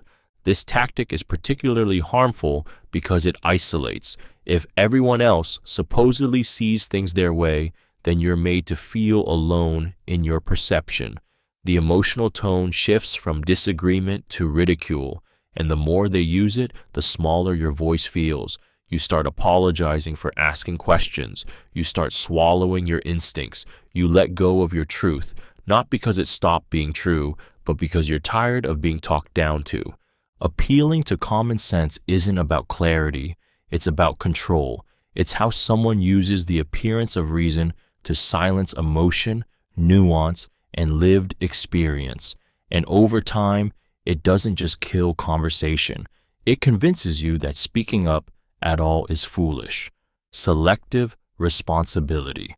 Selective responsibility is the manipulative art of owning only the parts of a situation that serve one's image, while deflecting or denying anything that might tarnish it. It's when someone admits to small faults to appear honest. I overreacted a little. I should have worded that better. But sidesteps the deeper harm they cause. They cherry-pick which apologies to offer, which mistakes to acknowledge, and when to show remorse, not for healing, but for control. It's not about being accountable. It's about looking accountable. This tactic is dangerously convincing because it mimics humility. You hear them say, sorry, and you soften. You think, maybe they're growing, maybe they're trying. But watch closely. They never take full responsibility. They apologize for hurting your feelings, not for the betrayal that caused it. They admit they were tired, not that they crossed a line. They take ownership in pieces, just enough to pacify you, while keeping the power intact. And if you push for more, if you ask them to go deeper, they flip the script. You're accused of never being satisfied, of holding a grudge, of being the one who can't let things go. Suddenly, the spotlight turns back on you, and their partial ownership becomes a weapon used to shame you for wanting the whole truth. Over time, selective responsibility trains you to settle, to accept crumbs of apology as meals, to lower your standards for what accountability should actually look like. And worst of all, it convinces you that healing means compromise, that naming the full damage is asking for too much. But it's not. It never was. They just never intended to carry the weight they cause, only the parts that make them look good while dropping the rest at your feet. Love bombing. Love bombing is the seductive illusion of perfect love poured onto you fast, hard, and overwhelmingly early. It feels like a fairy tale at first. Constant praise, endless affection, gifts, texts, promises. They tell you you're the one, that they've never felt this way before, that you're meant to be. It's intense. It's addictive. It sweeps you off your feet so quickly you barely notice your boundaries disappearing beneath the weight of their devotion. But love bombing isn't love. It's a setup.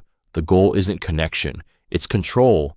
The intensity isn't for you. It's for them, to get you emotionally hooked before you can see the red flags, to flood your nervous system with attention and adoration until it confuses danger with destiny. It's not about knowing you. It's about owning you. And the moment you pause, question, or pull back, the sweetness turns sour. That's when the withdrawal begins.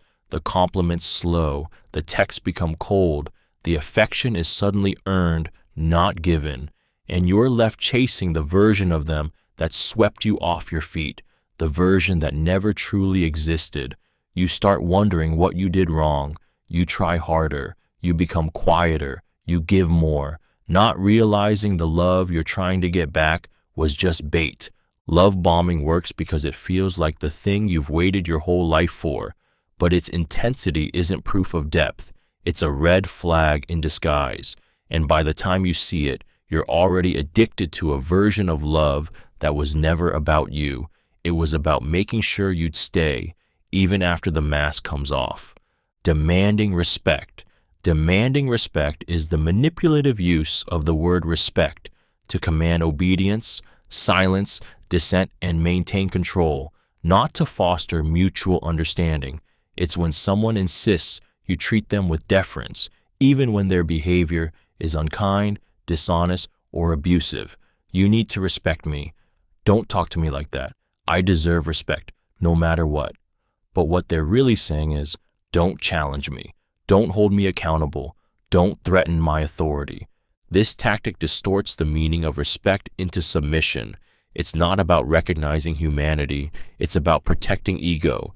They expect you to honor their position, their emotions, their image, while giving none of that back in return. If you raise your voice, you're disrespectful. If you question a decision, you're insubordinate. If you stand up for yourself, you're out of line. And the more you try to explain your intent, the more they twist it into defiance. The cruelty of this manipulation is how it reframes basic self-expression as aggression. You begin to second-guess how you speak, how you move, how you exist in their presence. You tone yourself down, not out of consideration, but out of fear, because every disagreement is treated as an insult, and every boundary as betrayal. Over time, demanding respect doesn't make them stronger, it makes you smaller. You learn to survive their rules instead of thrive in your truth, and what they call respect is nothing more than unchecked control, because real respect isn't demanded, it's earned, and the moment it has to be forced, it was never mutual to begin with. Morality dismount. Morality dismount is the manipulative dance where someone climbs onto a high horse to preach virtue, only to leap off the moment those same morals apply to them. It's the act of holding you to impossible ethical standards while conveniently exempting themselves. They lecture you about kindness, compassion, honesty, or accountability. But the second they're in the wrong, those values vanish. I never claim to be perfect. Everyone makes mistakes. You're being judgmental. Suddenly, the morality they demanded becomes a burden you carry alone. This tactic is especially toxic because it distorts justice into a one-way mirror. You're constantly monitored, corrected, and critiqued, while they get to rage, lie, manipulate, or ghost with impunity. And if you point out the hypocrisy, they flip it. Now, you're the harsh one. You're the one who doesn't understand grace. They preach growth until it's their turn to grow. Then they disappear behind excuses and self-pity. The emotional damage is deep. You start believing that fairness doesn't apply to everyone, that being good means being silent, that if you slip, you'll be punished, but if they slip, you're supposed to be understanding. And over time, you become the one who's always apologizing, always overcompensating, always bending to prove you're not the problem. Morality dismount doesn't just hurt, it exhausts. It teaches you that the rules only apply when they benefit the person who made them. That virtue is a costume to be worn or discarded as needed. And worst of all, it turns your integrity into a leash, tugged tight every time you expect the same from them as they demanded from you. False equivalence. False equivalence is the manipulation of moral logic, where someone draws comparisons between two things that are not equal in weight, context, or consequence, all to avoid accountability or shift blame. It's the twisted argument of "you hurt me too," after you call out abuse. It's you've lied before, so you can't be mad that I cheated.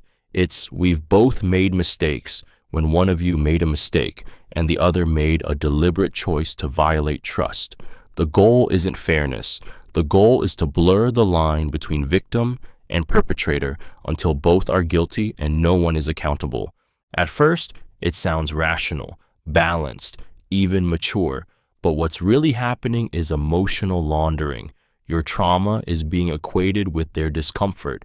Your boundary is being equated with their ego bruise. They shrink your pain while inflating their own until everything is equal, except it isn't. And when you push back, they accuse you of lacking compassion or playing the victim. You're painted as rigid, unforgiving, self-righteous, while they pose as the voice of reason. The result? Confusion. You start questioning your reactions. You feel guilty for standing up for yourself. You begin to treat your pain as negotiable because they've convinced you that fairness means silence, that your suffering doesn't count unless theirs is identical. False equivalence isn't about understanding both sides. It's about diluting the truth. It makes abuse look like conflict. It makes boundaries look like aggression. It keeps you apologizing for defending yourself while they walk away clean. Because in their story, everyone's wrong, and that means no one really is.